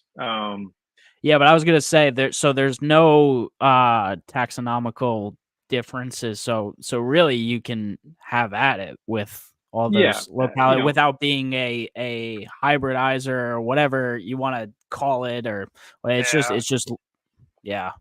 yeah. I mean, There's no to way to me, know. I'm working with the information that I have at my disposal that I think is valid. The people will claim this or claim that. I have yet to see evidence that would change my mind, and I'd love to. I'd absolutely love to see evidence that changes my mind, because they're obviously these. If 2 populations of snakes come from 1,000 miles apart from each other, there's going to be a difference that has developed over hundreds of thousands or millions of years. Right. I just don't think we know what that is yet. I don't think there's been enough work done, enough data points collected to say for sure what that is. Um, so until then, I just am like, hey, I want this one to be high gold and dark high contrasted bands. I want this to be light olive tan color and patternless, and and I think that's I'm already I'm on my way to achieving some of those goals, and I haven't seen this much variety or variability in almost any snake. Um, but aside from the Barnecks, you have the southern mainland population, which are the Maruki scrub pythons, southern some call them, and then the highland animals, which are not really in fact highland, um, uh, but the phenotype is often kind of associated with like orange, like high orange animals. Okay. I would say those are just a north western population of the southern species of scrub python. Um, I've seen pictures from the wild of these snakes that we would call a highland in captivity, taken at 1,400 feet of elevation. That's not highland, not even. Yeah. Boland's pythons. That's a highland scrub python. Okay. So there's that side of the complex, and then the island south of West Papua, you have the Aru scrub python, which the way that I like to describe these is kind of imagine a diamond python and then make it orange. Very, very similar pattern to a diamond python. In my opinion, the most underrated of the scrub pythons, and purely just because I don't think people know about them. They're very, Right. very few in captivity. At this point, I have 5 in my collection. I'm aware of 1 other in the country right now. Oh, wow. And they've been around, and I know it's definitely not a thing where only I have had them. Many people have had these snakes as well. I just don't know where they ended up, and no one's posting them. Then just to the west of Aru is Key Island, and this is a population that's kind of relatively new to the captive world or understanding. Actually, that's my Key Island male right there. Okay. Very interesting, kind of Moluccan-ish in color, where he has like a purple tail, kind of like a brownish gold upper portion of his body. It's kind of like an amalgamation of a few different scrub localities all into one. The very cool snake. And then the Wamina type is from kind of further east on the northern half of West Papua, and they're kind of distinguishable by like a brown overall coloration, with a less defined pattern than a barneck, but definitely not patternless. Kind of more of a staticky look, so to speak. Okay. Kind of brown, black, orange is kind of their color palette. Those are also distinguishable by having pink tongues. The Wamina animals, which are often these days called Jayapura animals, people think that the Waminas are actually from Jayapura, and Waminas. I have heard of barneck scrub pythons in Wamina. I don't know. I use hobby labels because we all know what we're talking about when we say them. Right. But hobby labels and true reality in a lot of things don't line up. The last member of the Amethystina complex is the Biak scrub python, which in my personal opinion should be a full species onto its own. Obviously, they're isolated on an island, and it's kind of like the opposite of the Biak green tree pythons, where those are the biggest, typically the ones that are known to be more aggressive or have a higher feeding response. These are very small generally. The biggest Biak I've seen is just shy of 8 feet long, and they're Okay. very shy. I equate them most to the Halmaheras that I was describing earlier, where they're Right. shyer, they're smaller, which they're both island species, which could be some correlation there. But the Biaks kind of have like a dark brown to silver, kind of very limited color spectrum to them. So Lisa commented, "What about the Bismarck scrub Yeah. pythons?" I actually hate to say that I'm not familiar. Send me a link or something, Lisa. I'd love to see what that is all about. I have definitely seen like in the Barker books, and like iNaturalist, scrub pythons from the PNG side of the island, where Westerners are not able to access for on almost any reason. A few images were able to be taken over there of some animals that were used in the book. I think there's very many more scrub pythons that are undiscovered still, or if they have been discovered, not kind of brought to Western science, I guess. So that to me is a super exciting part of it as well. Of like, we know all of this, we have so much more to learn about what is known, and then now what also is yet to have been discovered or brought to our attention. There's definitely You know, more stuff about reptiles that we don't know They're Oh, so much. plenty. Yeah, yeah, an infinite amount. So that's kind of the overview of the scrub python complex. And then as far as their physiology goes, they're this really cool in between of like a fully arboreal snake and like a semi arboreal snake. Okay. They definitely they love to climb. They don't spend all of their time elevated, but they definitely will. They'll use shelves, perches, elevated hides. With the Yeah, I snake see in that one on the hand. shelf back there to your I Yeah, was that your left? yeah, and Yeah. my right. There's Oh, okay. two snakes using their shelves. So they definitely will utilize that. They'll utilize height in their enclosures. But they have a more robust body type than green tree pythons, emerald tree boas, Amazon tree boas, kind of the more strictly arboreal snakes. Um, Right. when you have them in hand, they want to go vertical. They want to move up, which is always really cool to me. They want to find that highest point in the room, and that's where they feel comfortable. They don't like generally they don't like being below you or being looked down upon. But what one thing that I do as a result of that with my babies, when I the ones that I produce, I always grab them like that. I grab them top down, kind of like a bird claw. Yep. Kind of desensitize that. I have animals in this room that I were from my first collection in 2020, so now they're getting about 3.5 years old now, and there is no head shyness of those snakes at all. I put them over the shoulders of a 2-year-old. Not that I'm Yeah. often in that position, but I trust those snakes that much. Um, Yeah. and And there's something that I was gonna say I kind of do the same even with my baby rat snakes. I think that kind of like just overhead approach, even though they could be scared of you, one, it prevents like a serious bite because of the flat of your palm, but like kind of sure. just reaching over and kind of just scooping them up like that. As long as you're calm, I think that's a good way to go about it. And I've noticed it's Mm, kept babies, it makes them calmer over time. yeah, that's what I do with my blue beauties. Yeah. They're very reactive, especially when they're babies. Yep. You open their little tub up and they're there's Yep. they got their mouth open, they're and you Yep. just go right at them like that, confidently. Um, it kind of you know disarms them a bit. And then over time they just kind of they get used to that. Yeah. So yeah. I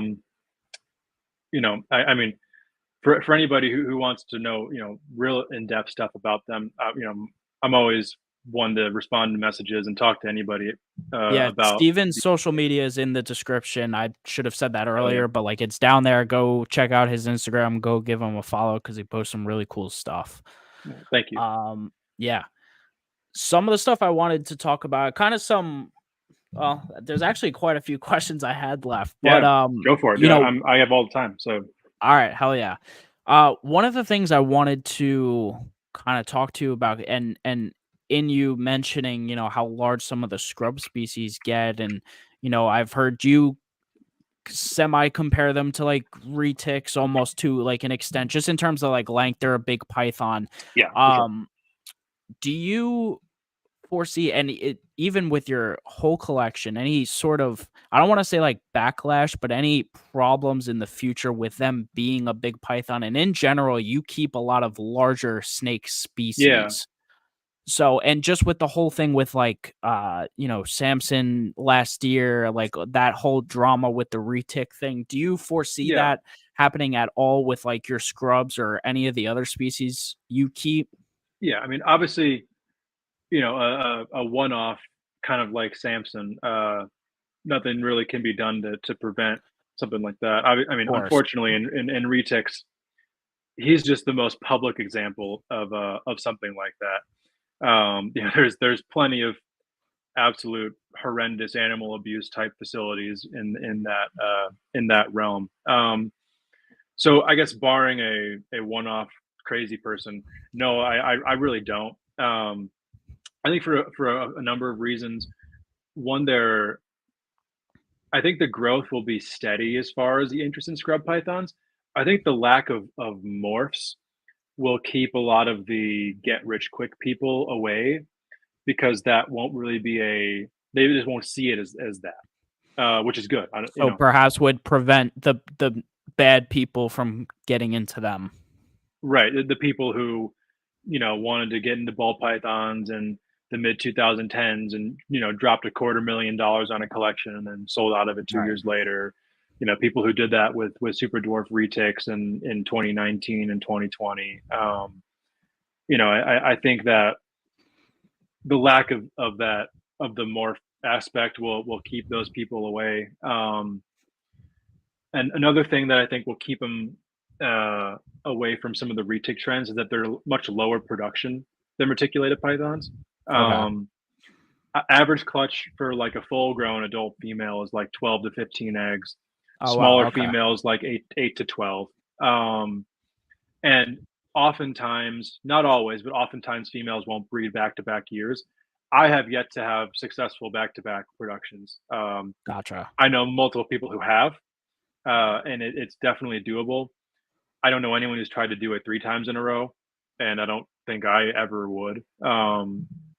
But not like retics where they'll go year after year after year, and especially the mainlands will drop 50 eggs, 60 eggs. There's there's none of that. So I think the lower production prevent will go towards preventing that. Um, Obviously I can't speak for everybody who breeds them, but I know myself and a lot of the other people who are very prominent in the world right now who are breeding them, who are really passionate about these snakes. The pitch isn't this is the next money snake. This is the Right. next project that's going to take off. The pitch is like these are our favorite snakes we have ever interacted Yeah. with. They're everybody who breeds scrub pythons will be like, these are the. I mean, all right, a lot of people will say these are the best. These are the best pythons. These are my favorite pythons I've ever interacted with for, reason 1 through 5, whatever that may be. Right. So, I think that if the market can be established just based on that and less about the economics of it, I think that'll just keep the mindset more like animals first. Let's make our Right. money second, and before we make our money, let's offer a very high quality, healthy, well-bred animal instead of, oh, I got 15 of this combo, I got to move them. Let's wholesale them at half price to this guy, and have no idea where that animal is going to end up. I know for me and other people who breed them, I like seeing when people send me updated pictures of their animals or the setups they're in. If it was feasible, I'd love to keep all of them. For me, I've shipped plenty of animals as many of us have. There's something different about putting that scrub python in the box for me where I'm like, why am I doing this? Like, I don't want to send this snake away. But Yeah. I lose a little extra sleep that night. But For me though, if I don't have that feeling, then I'm not sure that's something that I should be keeping. If I don't have at least some sort of remorse about sending out an animal, maybe that's something that I'd rather leave to the people who that's their number one thing, um, or something that they're they're passionate about to the level that I'm passionate about my scrub pythons. Yeah. One thing that's really kind of a plus for the scrubs right now. There's never been national level legislation in regards to them. And we don't need to start that now. So if anyone's listening, stick to the retics and the berms. Uh, but there's some local legislations in different states. Obviously, Florida has the log and the Yeah. Amethystina species. So they're not legal everywhere, but they're legal most places. Uh, because they're not quite a giant. They're right kind of below what I feel like that threshold is. I kind of put them in like the boa constrictor range. Gotcha. Yeah, I mean, obviously boa constrictors don't get nearly as long, but they get a lot heavier bodied. So Yep. to me, it kind of evens it out. Like a 10-foot scrub python in your hands doesn't feel like much because they're very strong. They're holding on to you. Their weight distributes well. So especially a captive bred animal that's raised right. I do truly believe that's a snake that can reasonably be worked with by one person. Where it's not quite the level of a Burmese or an anaconda, where the danger level is put the is high enough potentially to where you want a second person there for that encounter. Um, and I think it definitely is a snake that fulfills that kind of fascination with the giant snake. I mean, I wouldn't be lying if I said that that wasn't part of why I love them is the size that they get. Right. You know, it's awesome, and but I think it's just kind of right at that threshold where it could be manageable for most people who have experience keeping snakes, to just below the point where you're getting excessive. You're getting to rock python, Burmese, retic, anaconda range. Yeah. Um, Another benefit of scrub pythons is that they grow far slower than those other species that I had mentioned. So if you get an animal as a baby, you have realistically about 8 years until it's truly a giant, to learn that animal, form a relationship with it, work with it to where it's familiar with you. Where like with a reticulated python or a Burmese, in 2 years that snake is 8, 9 feet long. In 2 years, a scrub python, is the size where it might eat a medium to a large mouse. You know, Still very, very reasonable at that size. Right. With all that said, I'm definitely not here to talk about these in a light that minimizes what they are. They're a large python, and they're definitely not for everybody. Um, but I think that they can be for most people who have an interest in them and have an interest in similar types of snakes. I don't. Okay. There used to be kind of like this aura of scrub pythons of something different. Like, no, if you like olive pythons, if you like carpet pythons, if you like Timor pythons, I categorize them all kind of in that same general realm. Right. I don't think that there's some sort of mystical element that makes them somehow more difficult or more dangerous than those other species. So they're definitely not a beginner snake. They're potentially not even an intermediate snake. I think captive bred animals can be an intermediate snake, Yep. but definitely something that you want to have adequate research done on, um, and know what the caging requirements are going to be eventually. I keep my adults in pretty big cages. Not something that most people probably can't have in their house. That's another where it's right on the edge. A huge retic, you might want to dedicate a whole bedroom to that animal. Um, my adult enclosures, for the most part, are 6 feet wide, 2 feet deep, and 2.5 feet tall. My Nice. biggest animals are in 8 by 2 by 3 cages. Okay. So big cages, not giant, massive cages that you can't get through the front door of your house. Right. So just kind of right on the edge of being too much, and that's why I think they're kind of a perfect middle ground of fulfilling that fascination with a big snake, but not getting yourself in too far over your head. Yeah. All right. We had another question in the chat. I just want to touch Yeah. on this before the next part. What is a cool colubrid that you recommend or like most to someone who only works with boas, bloods, and ball pythons?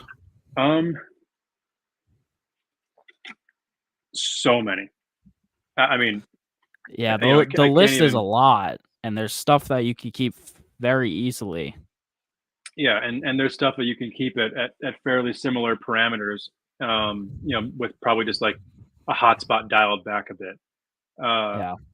any any of the Pituophis complex is great. I also have a pair of hypo stillwater bull snakes Oh, that I nice. that I love. They're super cool. I mean, any of the bulls, pines, gophers, they're all incredible. There's a lot of people who are doing really good with breeding them. There's different color morphs and stuff like that. So if that's your thing, if you're a morph guy, Pituophis could be a good lane for you. Um, I think the beauty snake complex is an area where someone could really kind of take that and make that their own. And I think someone can make a living being a full time beauty snake breeder. Because I mean, they are what they are. They're an incredibly beautiful snake. You know, there's Yeah. multiple species within that complex. The Chinese beauty snakes have a number of different morphs involved as well. You know, you have like offshoots like the Mollendorfi, which are, you know, in that same genus, physiologically a little bit different than the beauty snakes, but still kind of in that area. Um, like you're saying that the Porphyraceae species, obviously a bit cooler than your balls, boas, and whatnot. But if you Yeah. have that Yeah. cold corner of the room at the bottom of the rack, that's perfect. Just keep them off heat. Um, you know, all the bamboo rats are incredible. Um, like we were talking about earlier, stuff like the Transpecos rat snakes. You know, I think those are great species to keep. Um, you know, one thing that I think are still super underrated, which is weird to say, but they kind of had their heyday and fell off. But corn snakes are incredible snakes. They Yeah. they really are, and you know, you used to see tons of corn snakes at reptile shows, and you know, maybe outside of Florida where there's still a ton of small colubrid breeding. You know, at like a Tinley Park, you might see one or two corn snake tables. I think that's Really. crazy. That's insane to me. Like where same with leopard geckos, and that's a totally different topic. But leopard geckos used to be everywhere. Now it's only crested geckos. It's like where Yeah. did all the leopard geckos go? I mean, that was the first thing that I bred. I bred the hell out of leopard geckos for a while, and I really liked them.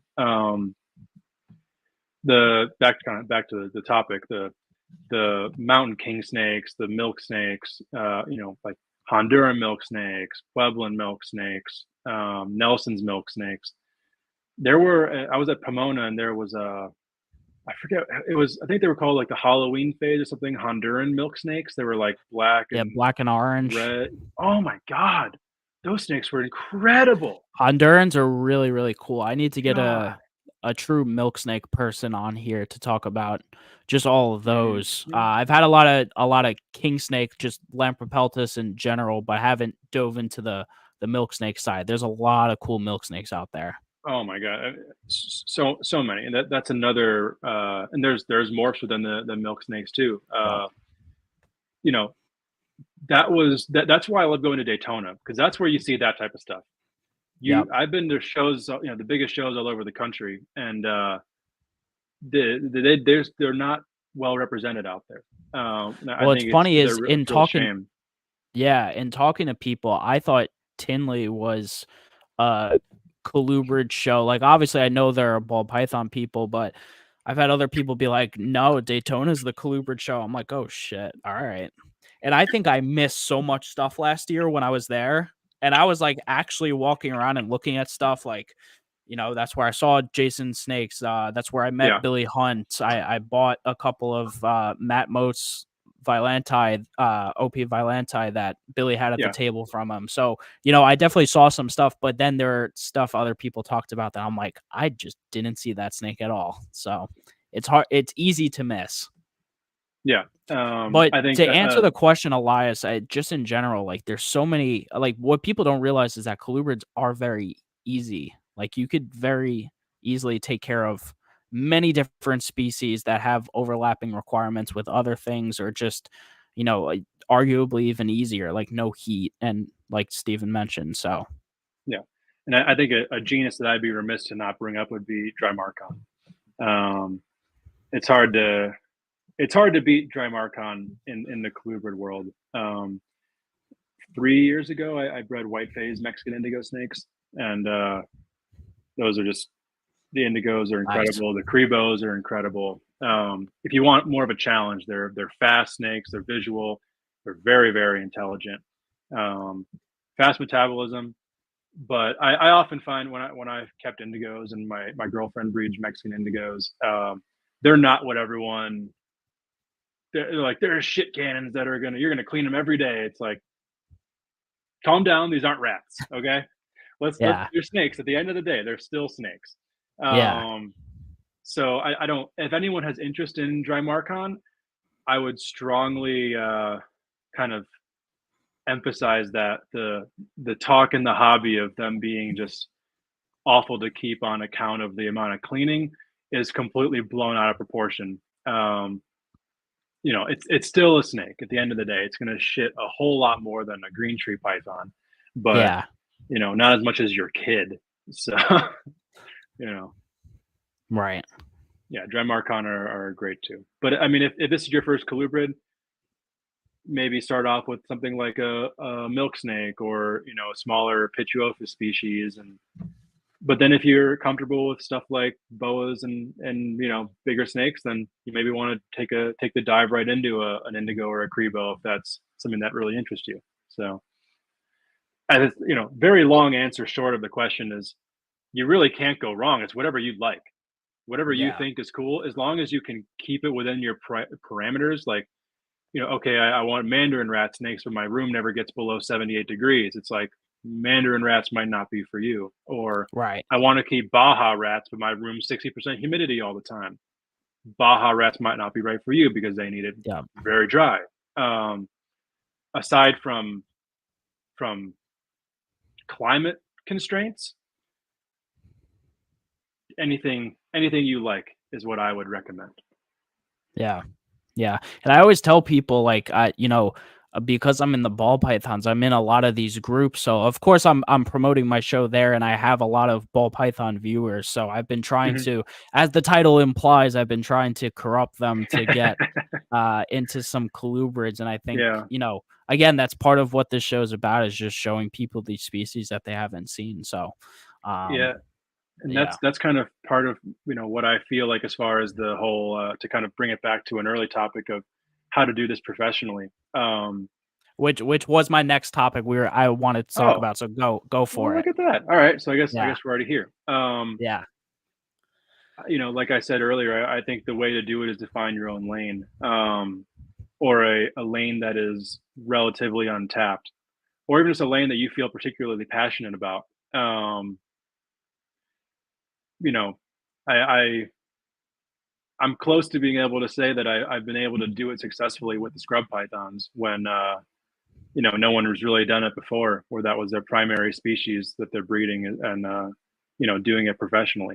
Um, I think there's a lot of kind of there's a hunger in the hobby for new stuff and different stuff, but I think a lot of newer keepers are kind of nervous at that prospect because they're so familiar with one or two things. Um, and let me tell you, I've bred and sold leopard geckos and ball pythons in numbers, and when I've produced stuff that is kind of off the wall, or rare or whatever, I don't have trouble selling those animals. Um, I wish I remembered the guy's Instagram page. It's a guy whose entire page is Barons racers, and some incredible blue Barons racers. And that to me is somebody who might actually have a shot at, if that's this guy's intention. And if this is you and you're listening, shoot me a message. I'm sorry for not having your name. You deserve a shout out. I mean, my buddy Alex Hong in Tucson, he breeds Barons racers, and Okay. he had them before people thought they were cool or even knew what a Barons Yeah. racer was. And that's something that you can kind of do. Find something that you love that is super underrepresented, and be like, I'm going to show people why these snakes are so cool. I feel like that's how you're going to kind of translate value going forward in reptiles, is showing what's cool that people don't know yet, and then being the person who you get that species from. Another friend of mine who I have used this example multiple times, but I'll use it again. My buddy Alex Myers, we grew up in this hobby together. He was worked with me at the Wildlife Discovery Center, but he's bred Chinese water dragons for a number of years now, and he started breeding them when they were still super plentiful as imports, and you can get them for $20 on a wholesale list, and they were completely overlooked. But they're an incredible pet lizard for someone who likes stuff like sailfin dragons or Right. iguanas or some of these bigger semi-arboreal, semi-aquatic lizards. but they don't have a ton of space. They're kind of like a sailfin dragon in a compact body, and they're beautiful, jeweled green and blue with pink on their necks, and I mean they're incredible animals. And now they've gone CITES too, and importation will be almost nothing going forward.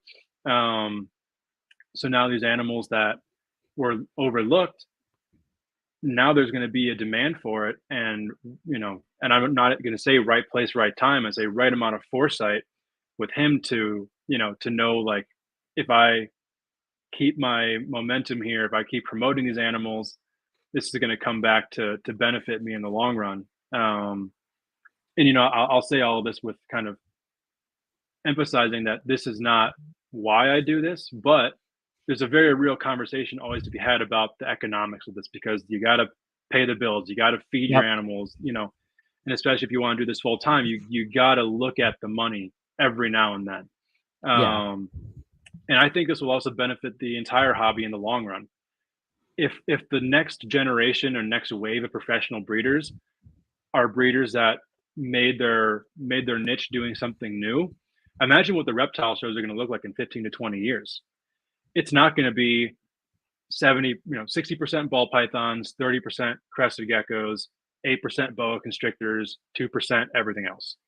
Yeah. It's going to be 20% ball pythons, 20% crested geckos, and then fill in the blank with whatever cool stuff. I mean, monitor lizards are getting a lot more popular. People are Yeah. professionally breeding tree monitors and lace monitors and stuff like that. And then like the Odatria monitors, the Ackies, the Kimberly rocks, Pabara rocks. And I love seeing stuff like that. I don't keep any of that myself. And as far as the smaller monitor species goes, I don't think I ever will again. But to see, like the old rare earth tables at Daytona or Tinley Park, to see all these Australian monitors that were really being produced for some of the first times in the country in these incredible displays that look like their habitat in Australia. That's what makes these things, the shows and the hobby special to me, is Right. when people really find their passion and then create their market. And it's kind of a scary precedent, because you don't know if that market's going to follow you, and it might not. But I think there's a lot more fulfillment in the end when you have a vision, you see it through, and then it works, as opposed to, oh, clowns are hot now, I'm going to get clowns, but I'll be 15 years behind the top 5 people breeding clowns. Right. Instead, be the guy with whatever it might be, or one of a few, or whatever it may be. I encourage everyone to just research other things, kind of spread your curiosity out to a variety of animals. And I've been very, very fortunate, especially for as young as I am. I've been able to interact with, I mean, probably closer to 1,000 species of reptiles and zero. And Yeah. I mean, honestly, if it wasn't for that, I might not even be doing it still. I think the constant learning, the variety, the challenge, I think that's what it's all about for me. Um, and if you can take something like that, be passionate about it, love what you do, be excited to get up and work every day and make a living, that's what it's all about to me. If I can do that and be Right. comfortable, be happy in my life, then I've made it. So Yeah. that's my take I'm on Yeah, I'm curious to know, as you are doing this full time and sustaining yourself, and especially because we're the same age and the way I'm looking at the world, I'm not asking for a breakdown of like your personal finances, but how did you know that you were ready to take that jump and be able and know that you were able to support yourself just on what you're doing with that. the reptiles? Because the way I see it, and obviously again, I have a much smaller collection than you, and the value of the animals I'm breeding may not be on par with some of your stuff, but it feels like a lost cause, and it's something I would love to do eventually. I just, Sure. between cost of living and life and whatever, but please Yeah. go So, ahead. I mean, I guess to put it in perspective first, I'm on year 14 of keeping, and then Yep. this is the first time I will be sustaining myself primarily on that. Okay. Um, so it took a while, and I was in a very fortunate position through my relationship with Forrest to have been with Cold Blooded Cafe for the better part of 5 years, and during that time, I you know was very specific about money that I was making, investing it into my animals. Right. I was stingy otherwise. You know, not going out spending hundreds at the bar, and Yeah. um, I'm very specifically, I have my financial goals, my collection goals, where I want to be, and I didn't know if I was ready when and even still, if it doesn't work and I have to get a job or whatever, then so be it. Um, I mean, and I haven't been full time at this for all of that long, all things considered. I mean, it's been 5 months, well, 8, 9 months maybe now, Okay. not that long. Um, but I'm better now than I was when I started it. So it's trending in the right direction for me. And it might go south. I don't know.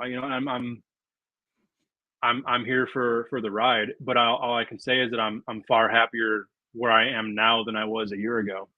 And I think if I Yeah. can say that, that's all I can. I should just be happy about that. And another thing that has been on a lot of people's minds, the last couple of years is the downturn in the market, in the reptile market. Right. Um, and I saw someone post today on Facebook on, uh, I forget exactly what it was, but it was an older keeper, someone I respect, said that the economy isn't down, the reptile market's down, and that was interesting to me because if you look around, we're in a lot better shape as a country from an economic standpoint than we were like in 2021 or 2022. I feel like I just I feel like I see more money being spent in the world, just kind of as an observer. Um, Yeah. and I know from myself, I can't say I've really had much of a problem, but I also don't have much competition. And I think it's less of the market is down. It is you might just not be in the right market. I doubt Justin Kabelka's having trouble selling ball pythons, but ball And python breeder number 10,000 probably is having a hard time selling ball pythons because you've just positioned yourself poorly within your market, and and it's not a even fault of even anything else. Justin and even Justin, I mean, I don't know what his numbers have looked like over the last couple of years, but, like, as of a few weeks ago, he had, like, 600 animals on Morph Market, like, that's a lot. That's a lot It of is, animals. it is, but it's probably. I mean, I don't know. Is that typical though? That's what I'm saying, I don't know, I'm not 100% sure, but Yeah, yeah. and I don't really pay attention to that stuff, but I know for a fact that there are people that are still doing okay in ball pythons, and I know there are people who are breeding things that are not ball pythons that don't like the green tree python market has not experienced a change. Yeah. It's still at the level it was during when stimulus money and unemployment was a thing. Um, and that's because it's a specialized market, and a lot of the people who are involved in that market are people who are doctors and professors and people who there's money in that market and there's a Yep. demand in that market. And based on green tree pythons being a species that is historically, I would say they're difficult to breed, but more than that, they're difficult to establish babies. Yep. um so it's a skilled part of the industry. You need to have a critical eye with your animals. You need to be paying a lot of attention to them. You can't just passively be a green tree python breeder. And I think that that's rewarded, that level of of specificity. I mean, with the amount of tracking of lineages that happens in that Yeah. field, like they set it up. The founders of that part of the industry set it up professionally, and the people who are in it now who have maintained that level are reaping the rewards. Um, so that's why I don't think the market's down. I just think it's time for a paradigm shift within the industry. Yeah. And and you know, there's we always everyone always talks about the ball pythons, crested geckos, boas, retics. Like in the discussion of the animals that are overwhelmingly taking over shows in the market, it's like less than 10 species of the tens of thousands of species Yeah. that exist, which means Yeah. that there's all of that room for anybody to explore the possibilities of. You know, to me, that just by numbers, that means we've only even slightly scratched the surface. And Yep. so who's to say in 50 years from now this industry looks entirely different? And I think it would be great. And I think in turn, I think that benefits the ball python, crested gecko, leopard gecko breeders. Um, because there are people who genuinely really care about those animals and love working with them. And I think that's great. Yeah. So I think diversity benefits everybody.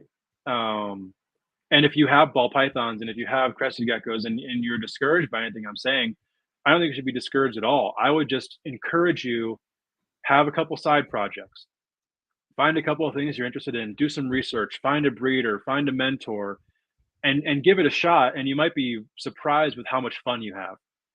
And Yeah. I think fun and appreciation of the animals should come more to the forefront than this being a business, this being how we make money.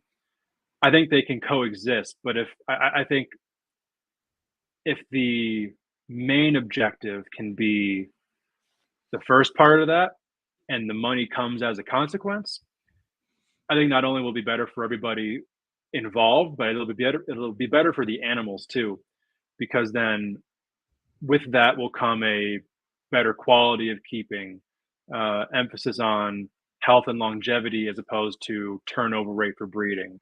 Um, you know, these are just things that I'd like to see as changes, and I think they can exist as changes and innovations in the hobby, and also benefit everyone from a financial standpoint. I think a lot of people think of like, oh well, better welfare for the animals means that I can't have as many, I can't produce as many, I'm making less money.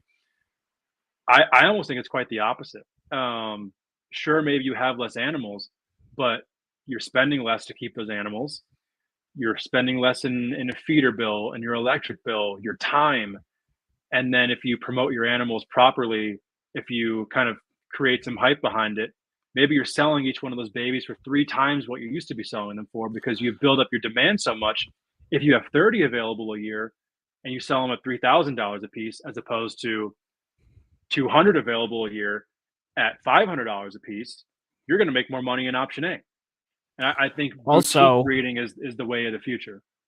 yeah, and also with that, if you're having a limited collection, you're also most likely picking the best animals, the best example animals, and when you're Absolutely. breeding the best It's a example very good point. animals, you're getting the best example offspring. I mean, I could say it this year, 100%. I keep the Texas rat snakes, which are just not they're not that popular. They're bred like people like the leucistics, but Yeah. it was a split clutch with my buddy Kevin, but I produce some of the best looking scaleless Texas rats I've ever seen that are also Yeah. double het. That's They're awesome. double hets as well, but they're color wise, the oranges on here, like two really quality parents that created some of the Yeah. best offspring, and I just could not be happier with that Yeah. pair to hold To me, back. that's what it's all about. I mean, and if you are consistent at posting those animals for years on your social media, people will pay attention. Yeah, And something that's as simple as a Texas rat snake, which is overlooked by probably everybody. Yeah. Eventually, one day, someone's going to scroll on Instagram and is going to come across that snake and be blown away. Like, that's a Texas rat snake. Yeah. Now you pique their interest. Now they're going to look at your page. Now they're going to dig into it. They might shoot you a message. Hey, maybe you have some animals available. And this whole thing just kind of keeps turning that way.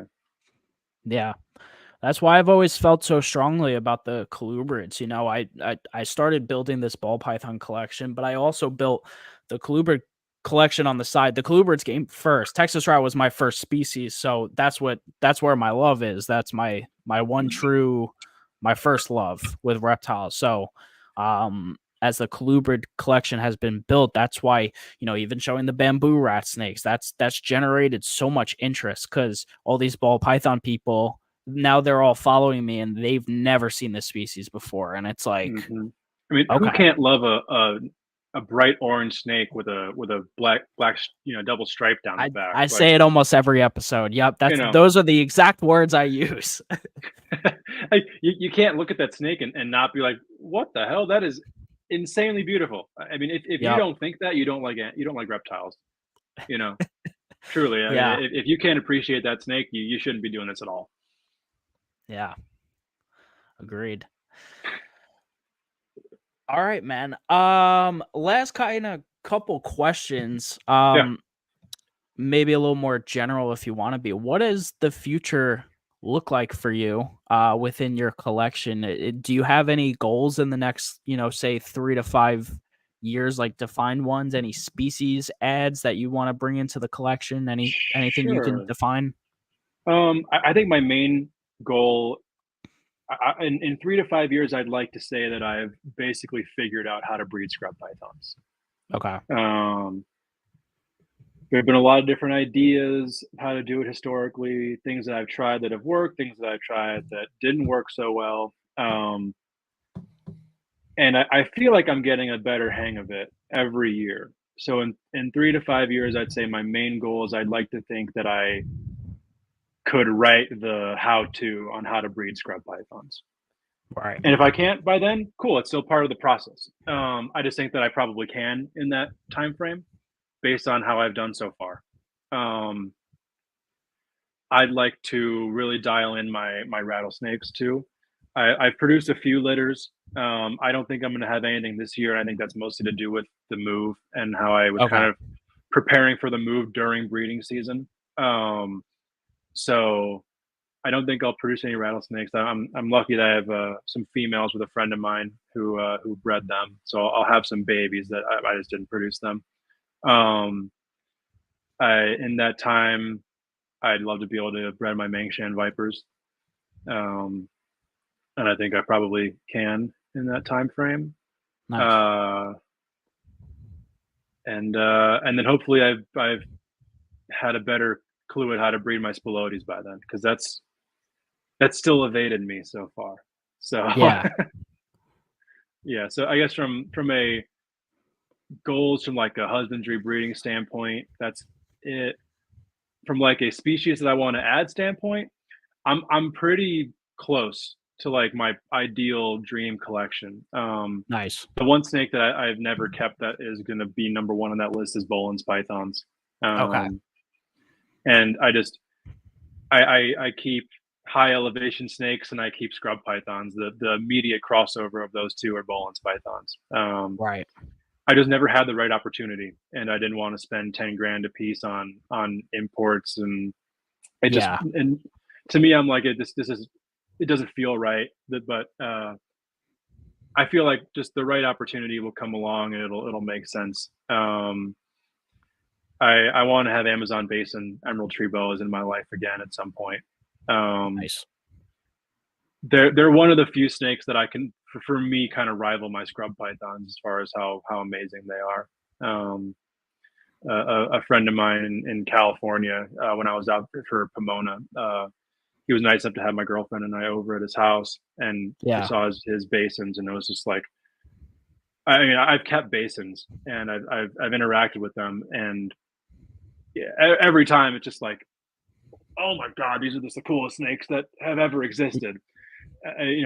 they glow, the high white striping and the bar. I Yep. mean, they're just, oh my god, they're incredible. I want to round out my palm viper collection with the two other main species that I don't keep. I want to have more of the Ethiopian mountain vipers. They're one of my Okay. favorites.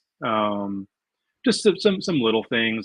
Probably a few more colubrids, like I was talking about earlier, like the mangrove snakes, Mullendorfi. Yeah.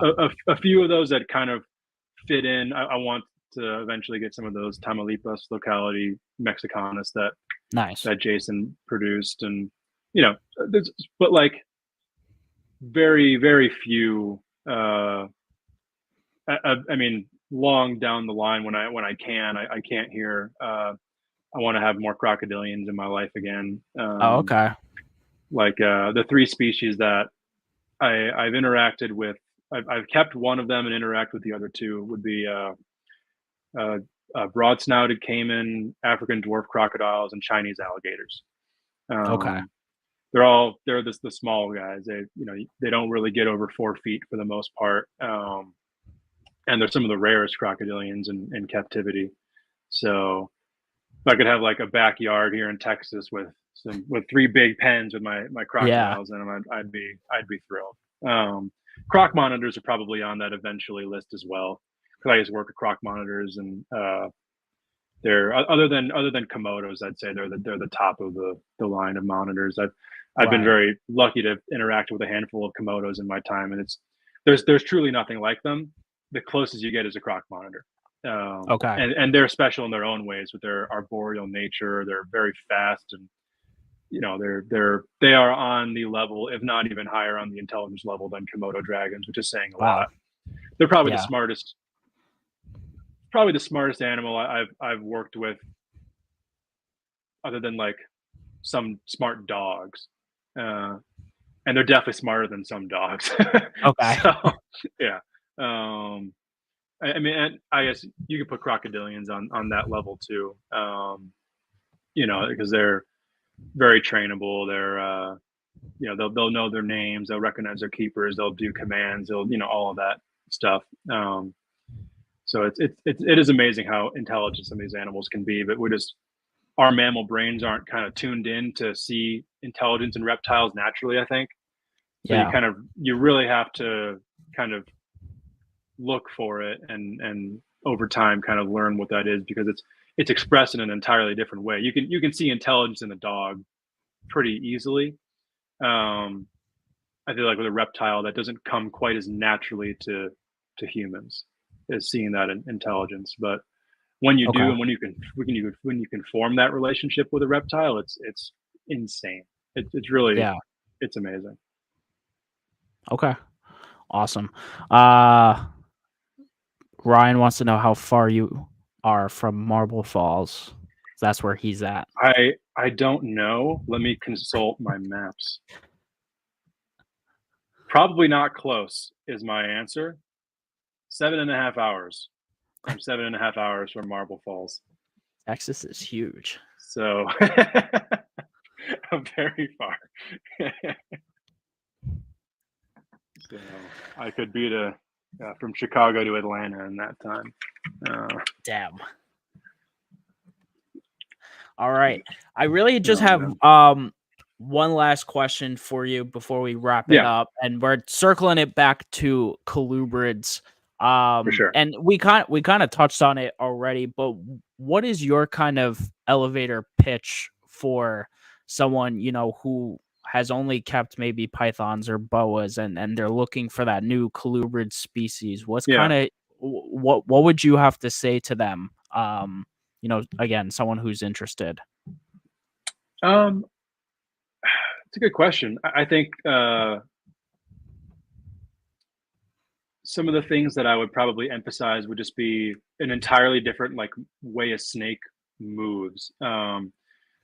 Oftentimes with a python or a boa, they'll grab you as they move slowly through your hands, and obviously as what many colubrids constrict, but as you handle them, a lot of them are kind of just moving a little more, Yeah. routinely. They're not quite gonna have that like wrap your wrist, and some like spilotes and whatnot will, but some of the terrestrial colubrids not quite so much. I mean, I would just say that it's just such a vast and diverse group of snakes that you could dedicate your whole life to learning about colubrids and never figure it all out.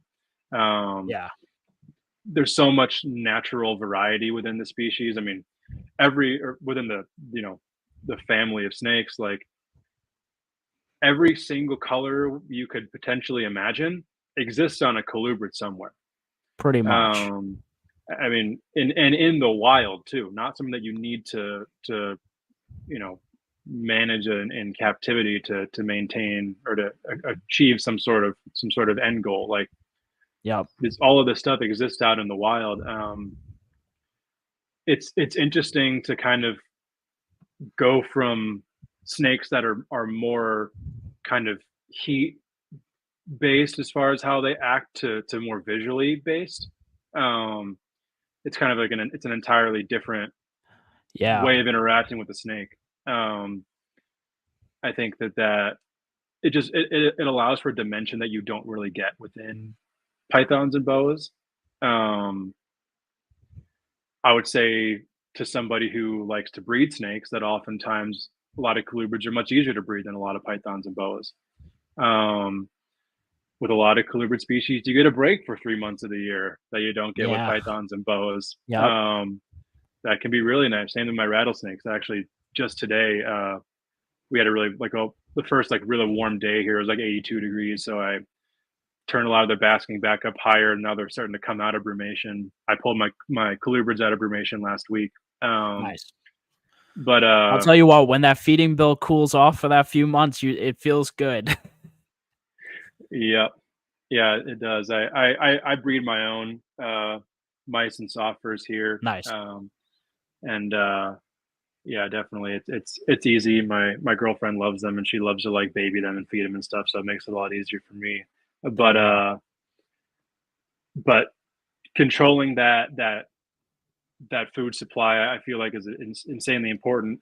Cuts down on the cost immensely, and during Yep. brumation, you have the ability to freeze off a lot of excess if you're breeding the same amount, and then you Yeah. have backstock for season. So if you have a bunch of babies, oh shit, I only have so many rodents. Oh, I have 1,000 pinkies in my freezer that I froze off during the winter. I'm Yeah. good. Um, with pythons and boas, you don't get it obviously with my scrubs, my feeding is seasonal, but it doesn't really shut off for extended periods of time, for very long period like colubrids. Okay. So that's another nice part. And I just think like I don't know. I think if you're a reptile keeper and if you're a snake person in particular, if you go through your whole career without keeping colubrids, you have missed out on a majority of what snake keeping is, because colubrids are the majority of snake They species are. in the world. Yeah. Um, 1,000,000%. it's, I mean, I mean, even you just look at it's a shame. the amount of animals colloquially called rat snakes. Just that in itself probably surpasses. I don't want to say the amount of pythons, but like it might be close. It Oh, might. I could guarantee you it passes the amount of pythons, maybe even pythons and boas collectively. Um, Yeah. yeah, it would be like if someone went their whole career without ever keeping a ball python. It's like, how don't you know this very foundational aspect of what we do? Um, Yeah. I'd feel sorry for that person who never experienced colubrids, honestly. Um, 'Cause I just think that they're uh, you know colubrids are the foundation of what is the reptile industry. They were the first snakes that were bred. They were the first snakes that were bred at scale. They're the first that created some Especially sort of here in the US with all the huge, population of colubrids we have Mhm. here, just North American Yeah. species. I mean, the pet industry in the US surrounding reptiles was founded by colubrids. I mean, Reptiles by Mac, Reptile Industries, BHB Reptiles, the Gourmet Rodent, like Ophiological Services. These businesses that have produced more animals and are responsible for more of what we're doing than anybody else, they were colubrid breeders up until the ball python started, and they were doing ball pythons as well. But the foundation of colubrids was always there. So Yeah. it is the building. It's like the base layer of the building blocks of what is this industry. It is the majority of snake species in the world, and I think it's synonymous with the reptile industry is our colubrids. So Yep. if you've never kept any, get a pair or one of something that you find interesting. They're mostly low maintenance, so it's not like you're going to be, you know, dedicating a large portion of your time or your resources to it as something you want to try out. And I can guarantee that no one will be disappointed in that new venture I that they agree. decide to I take. agree. Yeah. I could 100%. not foresee myself not having colubrids. I don't have very many compared to the rest of my collection, but I would have a major gaping hole in my pursuit as a herpetoculturist, so to speak, if I didn't have colubrids. Yeah. Yeah. Well, awesome, man. This has been a fantastic just over 2.5 hours. The numbers were trickling up and down, but there's like 21 likes. I want to assume there were at Oh yeah, least 30 people that were in here throughout the entire stream. What do you have to awesome. say Well, to thank you guys. yeah, what do you have to say to everyone who, tuned in to hear what you had to say tonight? Yeah, I appreciate it big time. It's definitely good to know that there are people out there who have this interest and on a Sunday night want to spend time with us talking about colubrids. Obviously, we talked about a lot more than just that, but that was that's the basis of why any of you guys Yeah. were here. And if the takeaway from the show can just be a little more curiosity as to what can this industry, this hobby, this lifestyle be for me, for the listener, that you don't hear from the talking heads of the industry. What are people not saying that if you heard it could entirely change the trajectory of your life in regards to the reptile industry? And I was fortunate to have kind of gained that perspective from mentors of mine and just from experience, and looking and observing at what this is and where the holes are in it, and where the opportunity is. And I'd like to try to get that message out to as many people as I can. So if we've sparked some ideas in some people's minds tonight, we've done our job. Yeah. 100%. Yeah. Well, thank you so much, man. This has Yeah, been honestly, absolutely. and I've loved every single episode, but this might be one of my favorite, especially like Oh again, yeah, you being a similar age to me. Like it's just yeah, very cool to hear that perspective of someone who's kind of in a similar spot. So yeah. thank you very much for coming on. I really My pleasure, man. appreciate it. Yeah. Yeah, thank But you for having me. everyone, I appreciate the invite. yeah, absolutely. Everyone, please give it up for Steven Kush. All right, I'm gonna throw you backstage, and we'll talk in a couple minutes. I'll end the show. Just Cool. hang out. Sounds good. All right. All right, guys. What another great episode of the Colubrid Corruption Podcast. Thank you for everyone who tuned in tonight. A lot of people hanging out the entire time, and this was one of the longer episodes, so I truly appreciate it. If you have not already, go down in the description, go check out Steven's Instagram and go give him a follow. It's at Scrub Shepherd, so you could find that down there. Guys, as usual, all of my social medias are down here, and while you're there, don't forget to hit that like on today's video and hit subscribe. We're almost at 800, so if you aren't subscribed, please feel free to do that. I really appreciate it. Helps support me. Otherwise, like I always say, animals available on Morph Market. If you want to join the Meteoric Serpents Patreon, you could come get corrupted a little more behind the scenes at what I got going on, and it just supports me. But otherwise, guys, this has been another fantastic episode of the Colubrid Corruption Podcast. Again, this was episode number 16 with Steven Kush. Thank you, everyone. Have a great rest of your night, and we will see you next week. Peace.